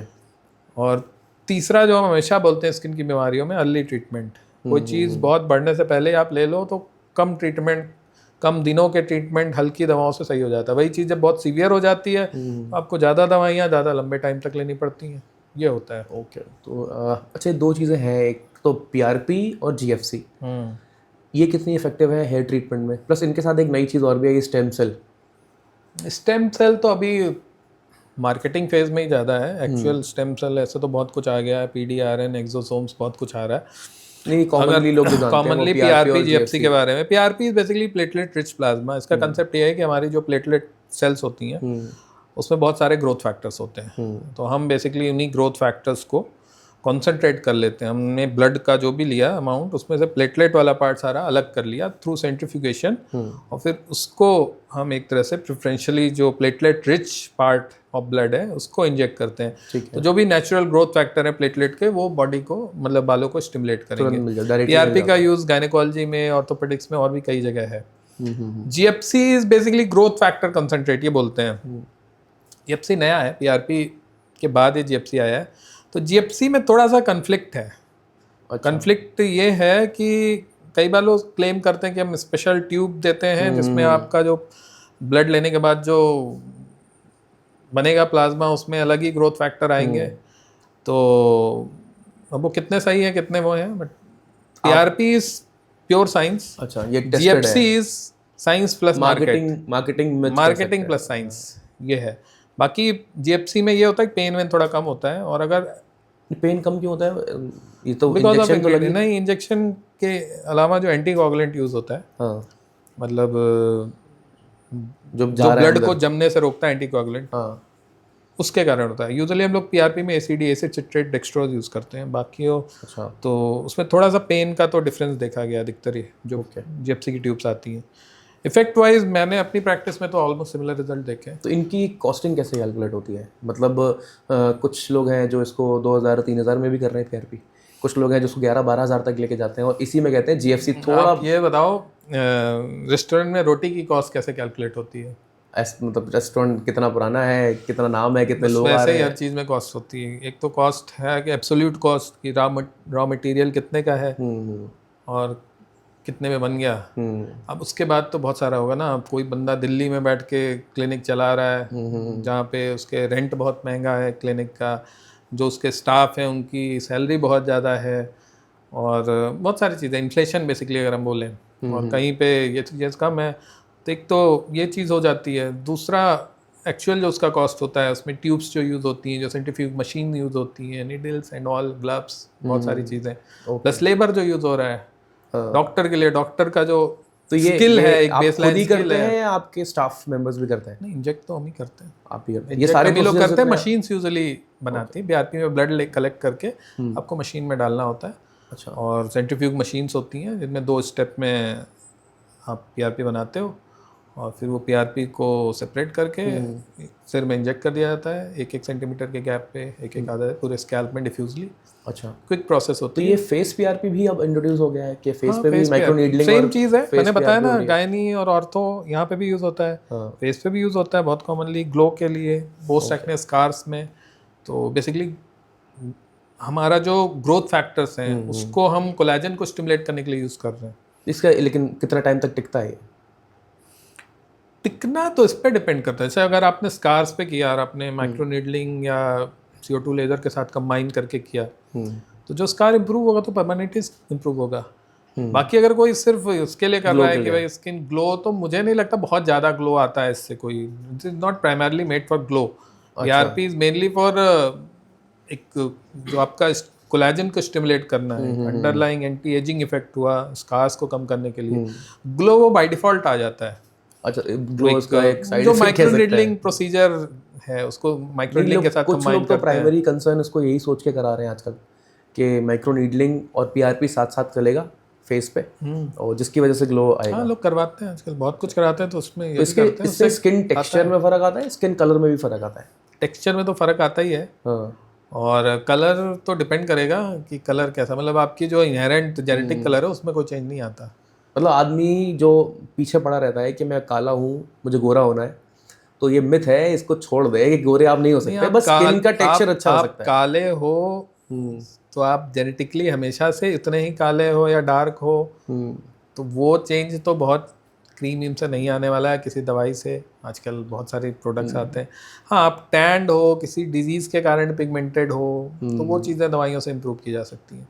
बाकी आजकल जो ये क्लेम करते हैं कि दवाइयाँ, आजकल ग्लूटाथियोन आप देखोगे बहुत ज़्यादा इंजेक्शंस भी ले रहे हैं लोग, इंजेक्शन, ओरल, सब कुछ आ रहा है। ये तो इतना ही With नहीं, the ये तो सलून्स में भी आजकल लोग देने लगे हैं कि प्राइवेट केबिन्स हैं, उसमें आप ग्लूटाथियन की मार्केटिंग है, इंजेक्शंस ले रहे हैं। सस्ते मॉलिक्यूल लेकिन का अभी इतना एक एक्ट्रेस की डेथ हुई है, ऐसा कहा जाता है कि उन्होंने स्किन एंटी एजिंग ट्रीटमेंट के चक्कर में उनकी डेथ हुई। नहीं, वो कन्फ्लिक्ट है, मुझे बहुत आइडिया नहीं उनके बारे में। सिंगर थी। नहीं, सिंगर नहीं, एक्टर ही थी वो।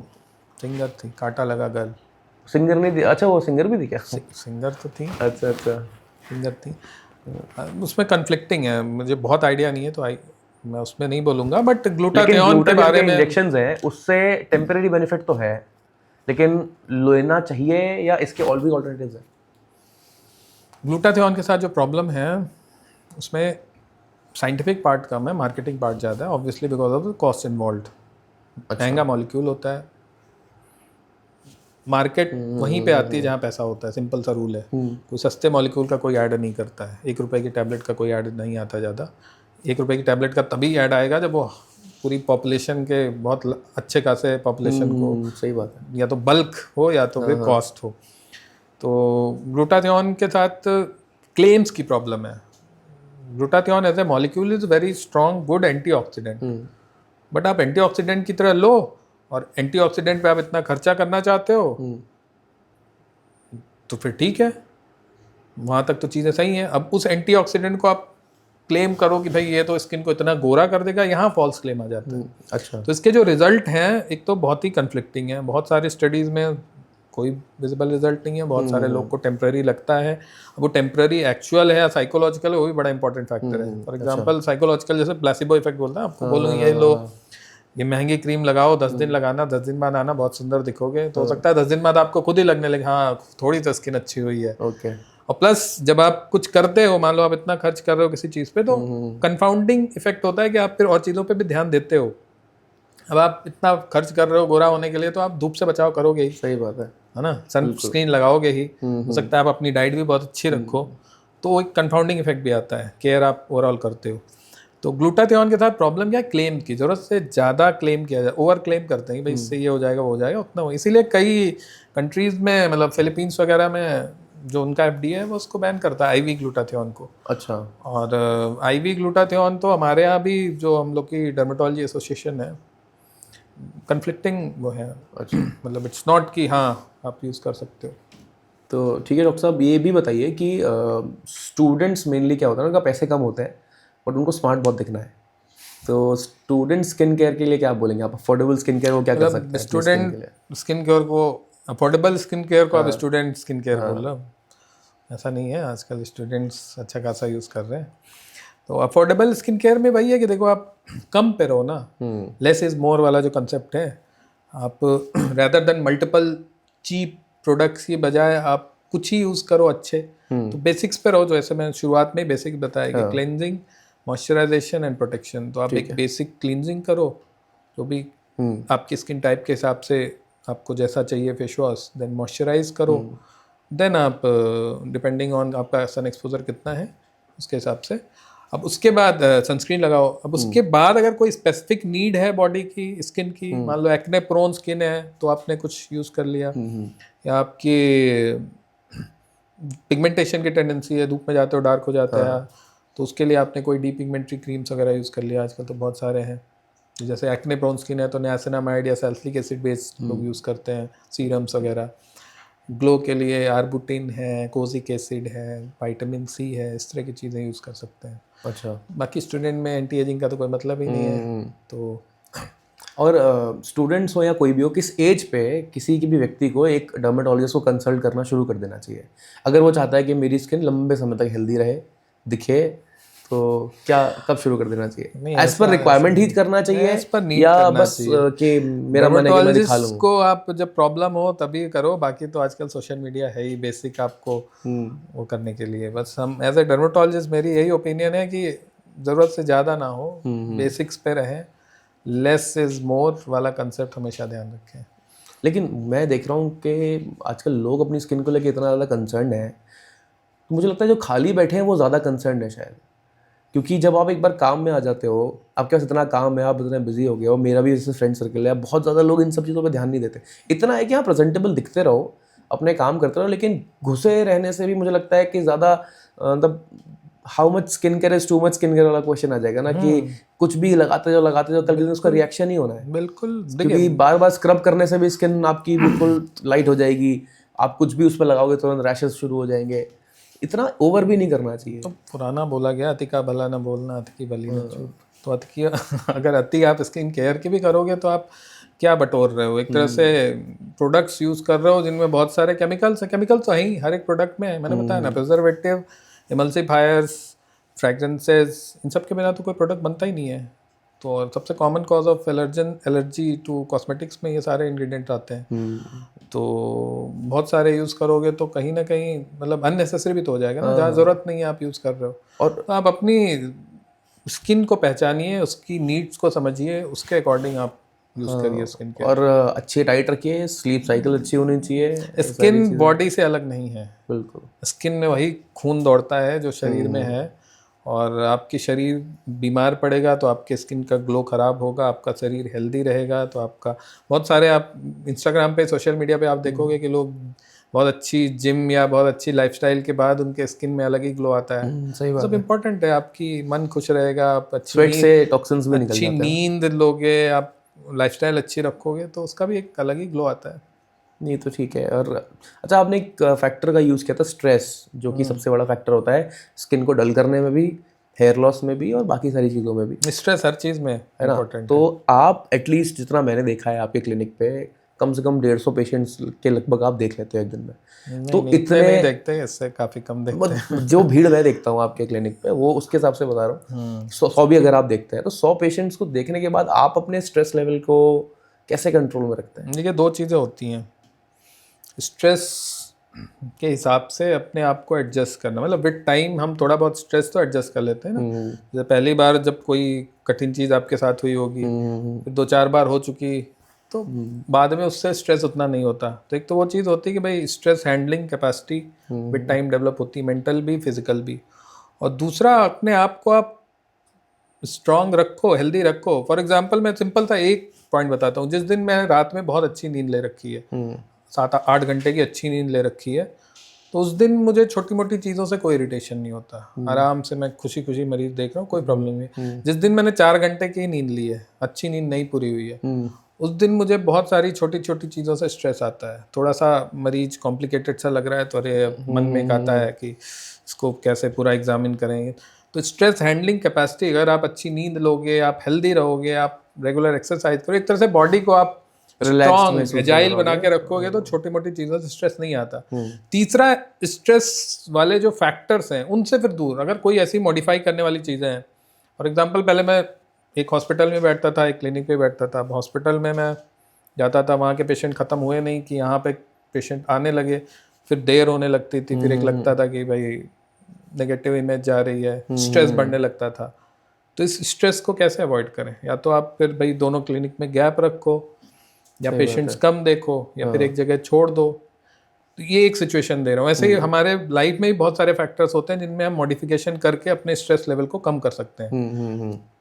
तो स्ट्रेस तो ऐसे ही कम होता है, या तो आप झेल के स्ट्रेस को, स्ट्रेस ही नहीं होता, स्ट्रांग हो जाते हो, या अपने आप को इतना स्ट्रांग माइंड मेकअप कर लिया जाए अगर, तो वो स्ट्रेस उतना महसूस नहीं होता। मतलब स्ट्रेस तो लाइफ में आएगा ही, उसके हिसाब से हमें अपने आप को एडजस्ट करना है, अपनी लाइफस्टाइल को एडजस्ट करना है।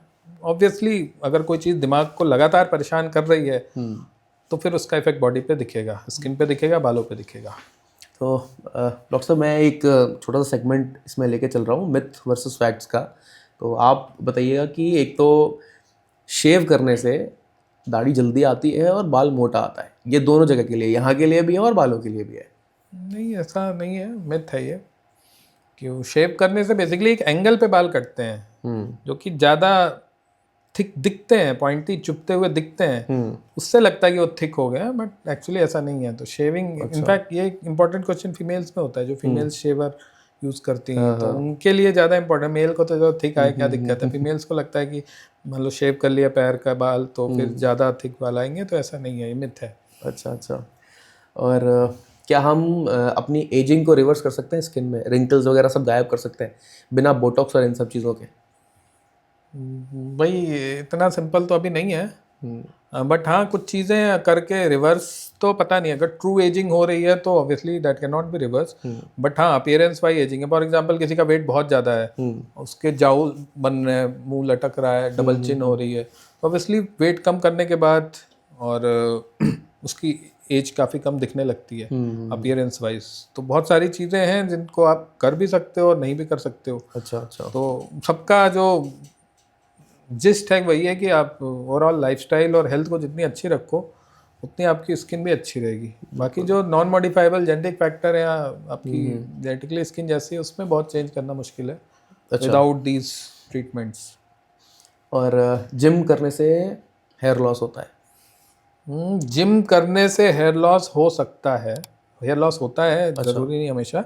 जिम करने से कुछ सिचुएशन में हेयर लॉस हो सकता है। तो एक तो अगर आप बहुत सारा प्रोटीन सप्लीमेंट ले रहे हो और उसके बेसिकली जब आप प्रोटीन लेते हो और खूब सारा एक्सरसाइज करते हो तो प्रोटीन एसिमिलेट होती है, मसल्स को बल्की बनाती है। तो जब प्रोटीन एसिमिलेट होती है तो बहुत सारे माइक्रो न्यूट्रिएंट्स भी चाहिए होते हैं। जैसे ईंट आप लगा रहे हो तो आपको मसाला भी चाहिए, तो माइक्रो न्यूट्रिएंट, वो मसाले की सप्लाई अगर अच्छी नहीं रहेगी तो फिर क्या करोगे आप? दूसरे की दीवार से खोद के हो सकता है मसाला निकालो। तो वैसे ही अगर माइक्रो न्यूट्रिएंट अच्छे नहीं होंगे या कम होंगे तो फिर बॉडी में रिलेटिव डिफिशिएंसी ऑफ माइक्रोन्यूट्रिएंट हो जाते हैं, तो उसके साथ प्रॉब्लम। इसीलिए लोग कहते हैं कि प्रोटीन के साथ माइक्रोन्यूट्रिएंट्स भी रिच होने चाहिए आपकी डाइट में, मतलब डाइट ओवरऑल अच्छी होनी चाहिए। और इंपॉर्टेंट एक है कि आप कितनी रिगरस ट्रेनिंग कर रहे हो और उसके बाद कितना आप अपने आप को रिलैक्स भी कर रहे हो। तो रिकवरी इज इम्पॉर्टेंट। अगर आपने रिगरस ट्रेनिंग की बट एडिक्वेट रिकवरी नहीं है तो फिर वो भी कॉर्टिसोल को बढ़ाता है बेसिकली। अच्छा। That can cause hair loss. और बाकी कई लोग स्टेरॉइड के इंजेक्शंस वगैरह लेते हैं जिम जाने वाले, तो दैट इज ऑब्वियसली हार्मफुल। तो दिखता ही है ना, फिर वो सब है तो फिर उसके अलग प्रॉब्लम्स होते हैं, काफ़ी सारे प्रॉब्लम होते हैं। नहीं तो रूटीन अगर आप जिम कर रहे हो और अच्छे से डाइट ले रहे हो, बैलेंस डाइट ले रहे हो, अच्छे से रिकवरी हो रही, तो हेयर लॉस होना ऐसा कुछ नहीं है जिम से। और बोटॉक्स, लिप फिलर्स और सिलिकॉन इम्प्लांट्स जो होते हैं, ये सब सेफ प्रोसीजर्स है? एक इनहेरेंट रिस्क या साइड इफेक्ट तो हर एक चीज़ का होता है।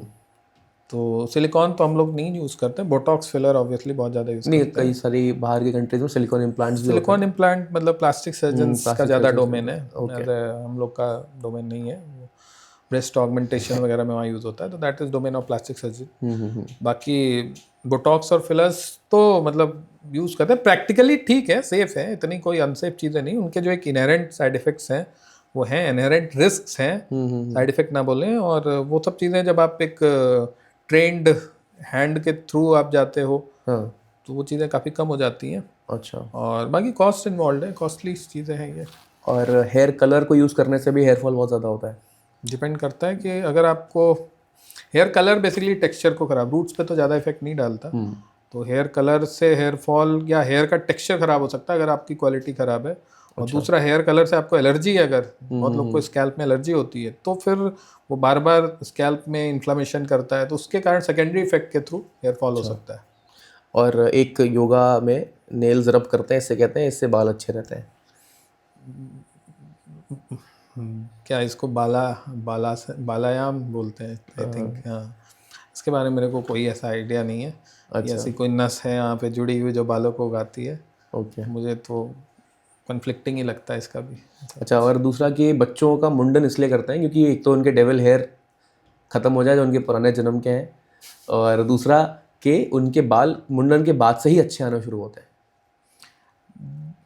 अगर आप हेयर साइकिल के बारे में पढ़ोगे तो कुछ फैक्टर्स होते हैं कि बच्चों में बेसिकली इनिशियल 1 ईयर में जो हेयर के से कई बार जो आप बोल रहे हो ना, ड्यूरिंग प्रेगनेंसी, मतलब जब बच्चा पेट में होता है तो उसके बालों की शेडिंग होती है।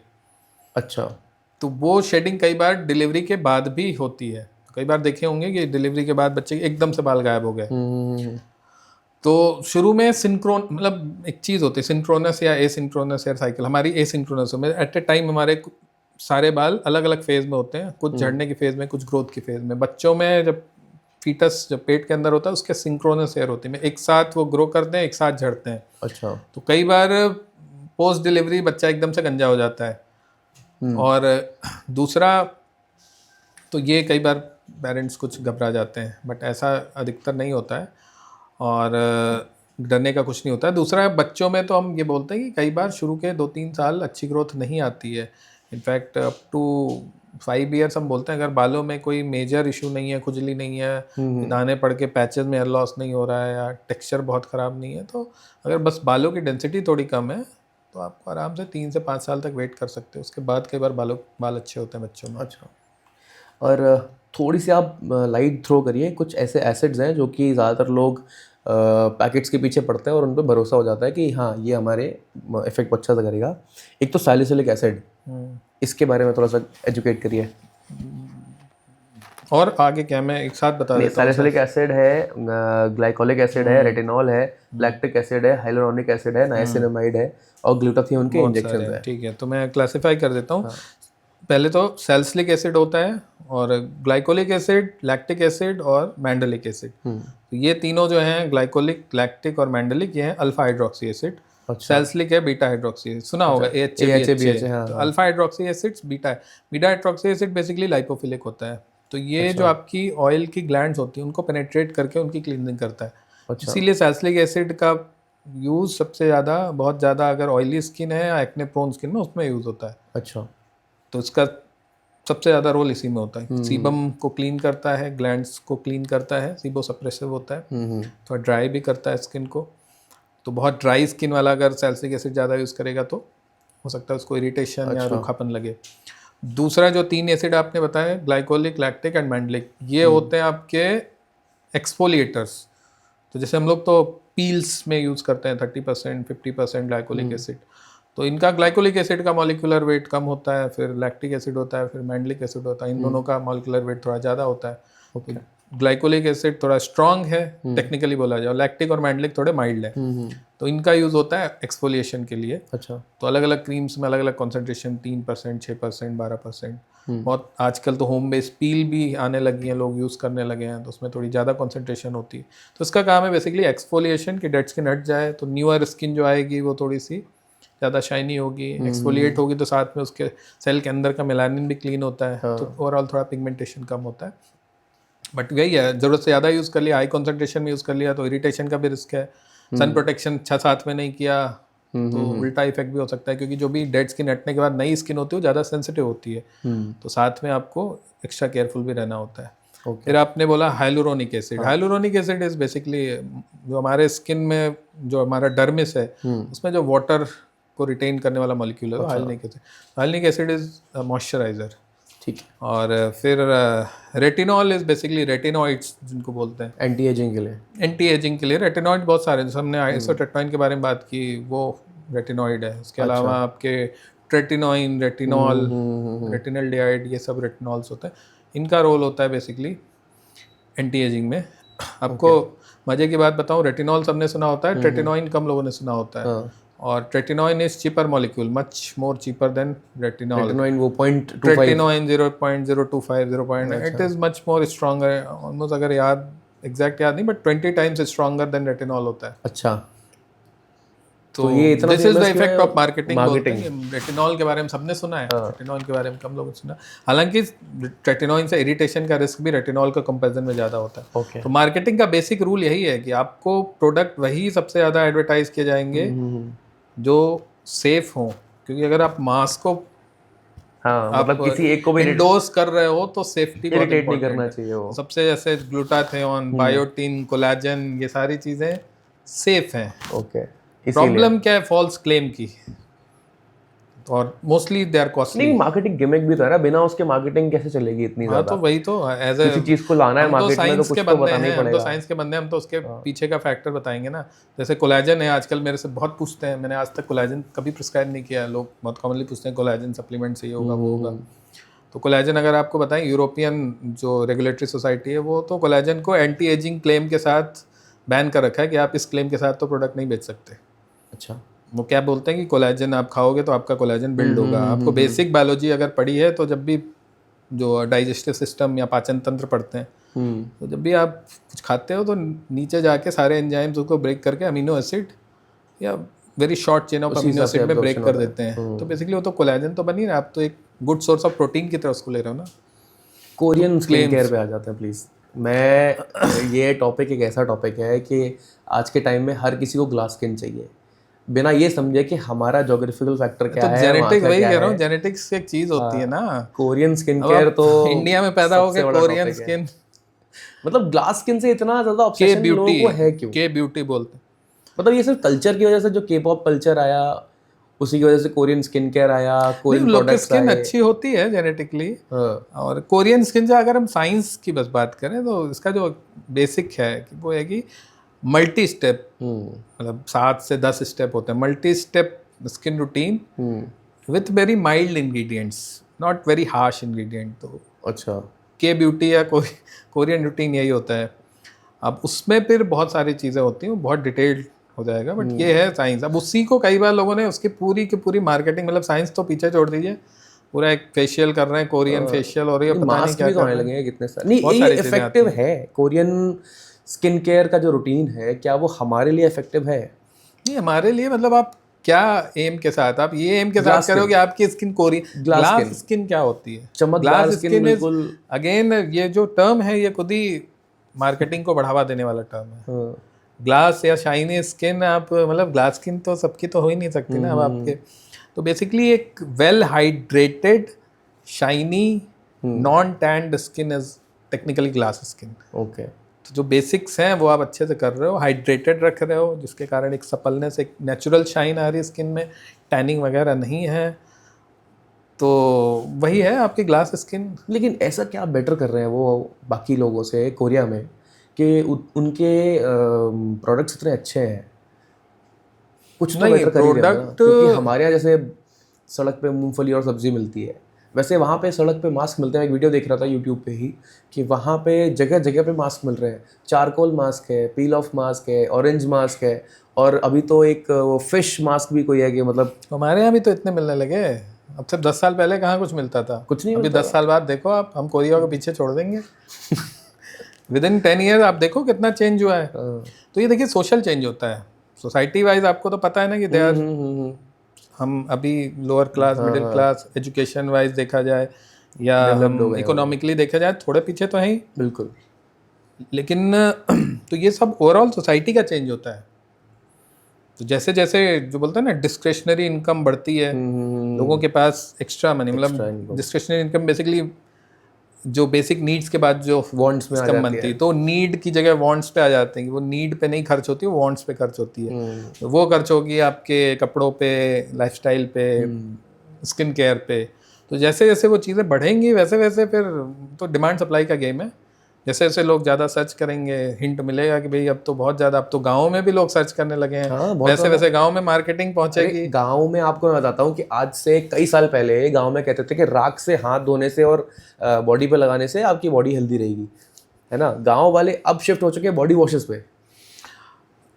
मतलब मेरे गांव में मैं जाता हूँ घर, लोग वहाँ पे पहले भी एक दो लोग पहले बॉडी पहले वॉश लोग देखा है। शिफ्ट हुए ना इस पे सफ़ेद चावल पे, हाँ और फिर वापस से शिफ्ट हो रहे हैं हाँ। कि वो भुजिया चावल जिसको बोलते थे, पार बॉइल्ड राइस। तो वो तो साइकिल है, देखिए ऑर्गेनिक पे वापस से शिफ्ट हो रहे हैं। तो जैसे जैसे जो हमारी उस समय की नीड होगी उस हिसाब से सोशल शिफ्ट होगा। हमारी पहले नीड थी कि भाई अनाज कम है देश में, तो खूब सारा अनाज पैदा करना है, तो हम उस पर शिफ्ट हुए। अब हमारे पास अनाज खाने को पैसे हैं, तो अब हम हेल्दी अनाज चाहिए। तो जैसे बचपन में मेरा था कि जब कम जाते थे रेस्टोरेंट में तो बस बाहर खाने जाना है, कुछ भी खाना, सड़क का भी चाउमीन मिल रहा है तो खा रहे हैं, बड़ा मज़ा आ रहा है। विद टाइम क्या हो रहा है कि अब बाहर अगर खाने जाएं तो या तो अच्छी जगह खाना, नहीं तो घर का खाना ही बेस्ट है। बिल्कुल। तो वो तो एक साइकिल है, इसको आप स्किन केयर उसमें भी आप अप्लाई कर सकते हो। चीज़ें डायनेमिक है, सोशल चीज़ें। चावल का आपने एग्जाम्पल जो दिया अभी, उसी से ही क्वेश्चन मेरे दिमाग में आया कि एक तो राइस को लेके हो गया ना, राइस वाटर मास्क, जिससे क्या ये इफेक्टिव है, बाल इससे उगते हैं?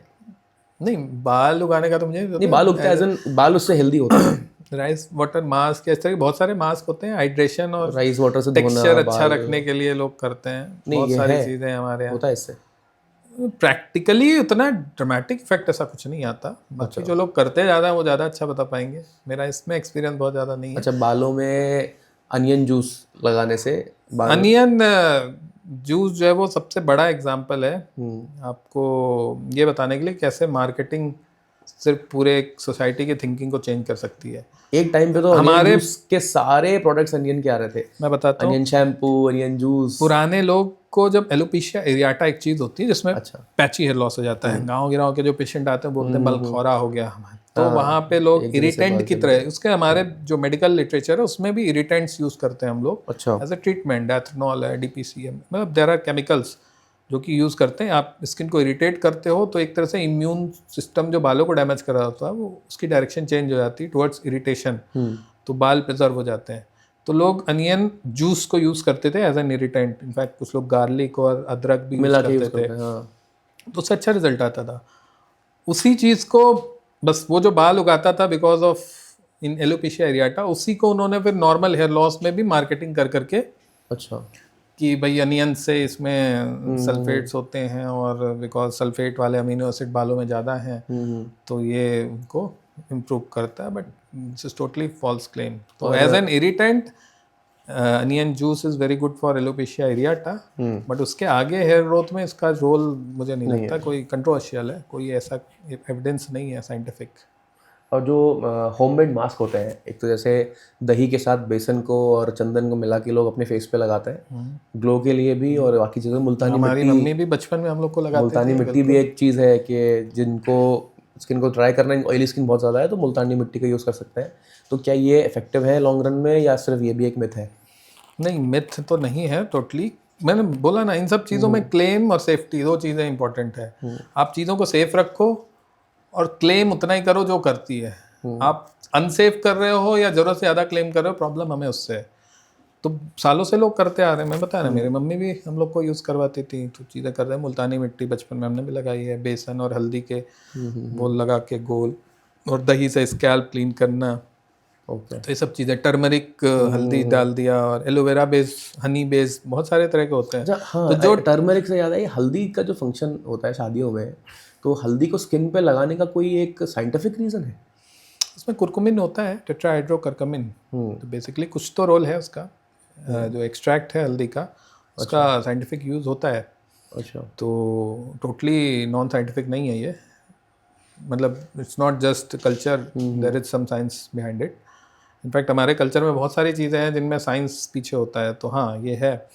और बट वही है कि चीज़ें जो भी इस तरह की होममेड चीज़ें हैं, उसको एक बैलेंस इंपॉर्टेंट है कि जो पता है कि हाँ ये सेफ है। मतलब इसमें भी इन्फ्लुएंसर्स कई होते हैं, कई चीज़ें लोग दूसरों की कॉपी कर करके, मतलब हम लोग के पास लोग आते हैं कि पपीता लगा लिया पपाया में, उससे इरिटेट हो गया, इरिटेंट रिएक्शन हो गई, या लेमन सीधे मुंह पे लगा लिया, इरिटेंट रिएक्शन हो गई। तो सेफ्टी को ध्यान में रखते हुए जो भी आपके टाइम टेस्टेड DIYs हैं उसको आप करिए। लेकिन किसी भी सीरम या किसी को टेस्ट करने से पहले ये कहते हैं ना कि एक सैंपल पैच टेस्ट कर लेना ज़रूरी हाँ, है। अगर आपकी बहुत सेंसिटिव स्किन है तो, और आपकी हिस्ट्री रही है कि बार बार एलर्जी हुई अलग अलग कॉस्मेटिक से, ओके, टेस्ट करके ही करना चाहिए। सेंसिटिव स्किन और सेंसिटाइज्ड स्किन में क्या फ़र्क है? नहीं, सेंसिटिव साइंटिफिकली अगर वो सेंसिटिव मतलब जो चीज़ इजीली रिएक्ट कर जाए, सेंसिटिव स्किन मतलब जो रिएक्टिव ज़्यादा हो चीज़ों से। और सेंसिटाइज तो हम बोलते हैं कि किसी पर्टिकुलर चीज़ के अगेंस्ट बॉडी ने रिएक्शन कर रखा हो और उसके अंदर मेमोरी सेल्स हो, तो फिर वो फ्यूचर में रिएक्शन और इजीली करती है।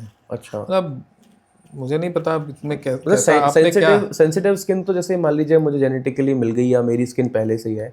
सेंसिटाइज स्किन जो हम अपनी स्किन पे अत्याचार करते हुए चले जा रहे हैं, उसकी वजह से वो स्किन नहीं, सेंसिटिव हो गई है। मतलब उससे भी होते, वो भी सेंसिटिव के उसमें आ जाए। सेंसिटाइज्ड मतलब किसी चीज़ के अगेंस्ट बॉडी सेंसिटिव हो रखी है और उसके अंदर मेमोरी है, और जिसके कारण वो फ्यूचर में और इजीली रिएक्ट कर सकती है। फॉर एग्जांपल जैसे हेयर डाई से सेंसिटाइज्ड हैं अगर आप, तो सेकंड टाइम आपको हेयर डाई अगर यूज़ करोगे तो बहुत तेज़ी से बहुत इजीली रिएक्शन होगा। ओके, तो ये है। ठीक है sir, thank you so much, इतना टाइम आपने निकाला हमारे लिए। और इस पॉडकास्ट को हम लोग रिकॉर्ड कर रहे हैं, होपफुली ये बहुत अच्छे से ही गया हुआ है। हम चाहेंगे कि आगे चल के कुछ हमारे क्वेश्चंस हों लोगों के, उस कमेंट सेक्शन में दें, मैं आपसे डायरेक्टली पूछूंगा। अगर हो पाएगा तो हम उसको वहीं पे जवाब दे देंगे, नहीं तो फिर आपके साथ एक दूसरा पॉडकास्ट भी शूट करेंगे जिसमें उन सारे क्वेश्चंस का हम जवाब देंगे। Thank you. बिल्कुल बिल्कुल। अगर आपको हमारा ये कंटेंट अच्छा लगता है, अगर आप इस कंटेंट से थोड़ा सा भी इंस्पायर होते हैं, थोड़ा सा भी एजुकेट होते हैं, तो प्लीज़ हमारे इस चैनल को सब्सक्राइब करिए। कमेंट सेक्शन में हमें बताइए कि आपके क्या थॉट्स हैं, आप क्या चाहते हैं हम किन किन नए लोगों को यहाँ लेके आएँ, किन से हम बात करें, क्या आपको एजुकेट अच्छे से कर सकता है। अगर आप इसको सब्सक्राइब करेंगे और हमें आगे थोड़ा सा प्रोत्साहन देंगे, तो आगे बढ़ने की हमारी उम्मीद ऐसी ही जगी रहेगी। Thank you so much.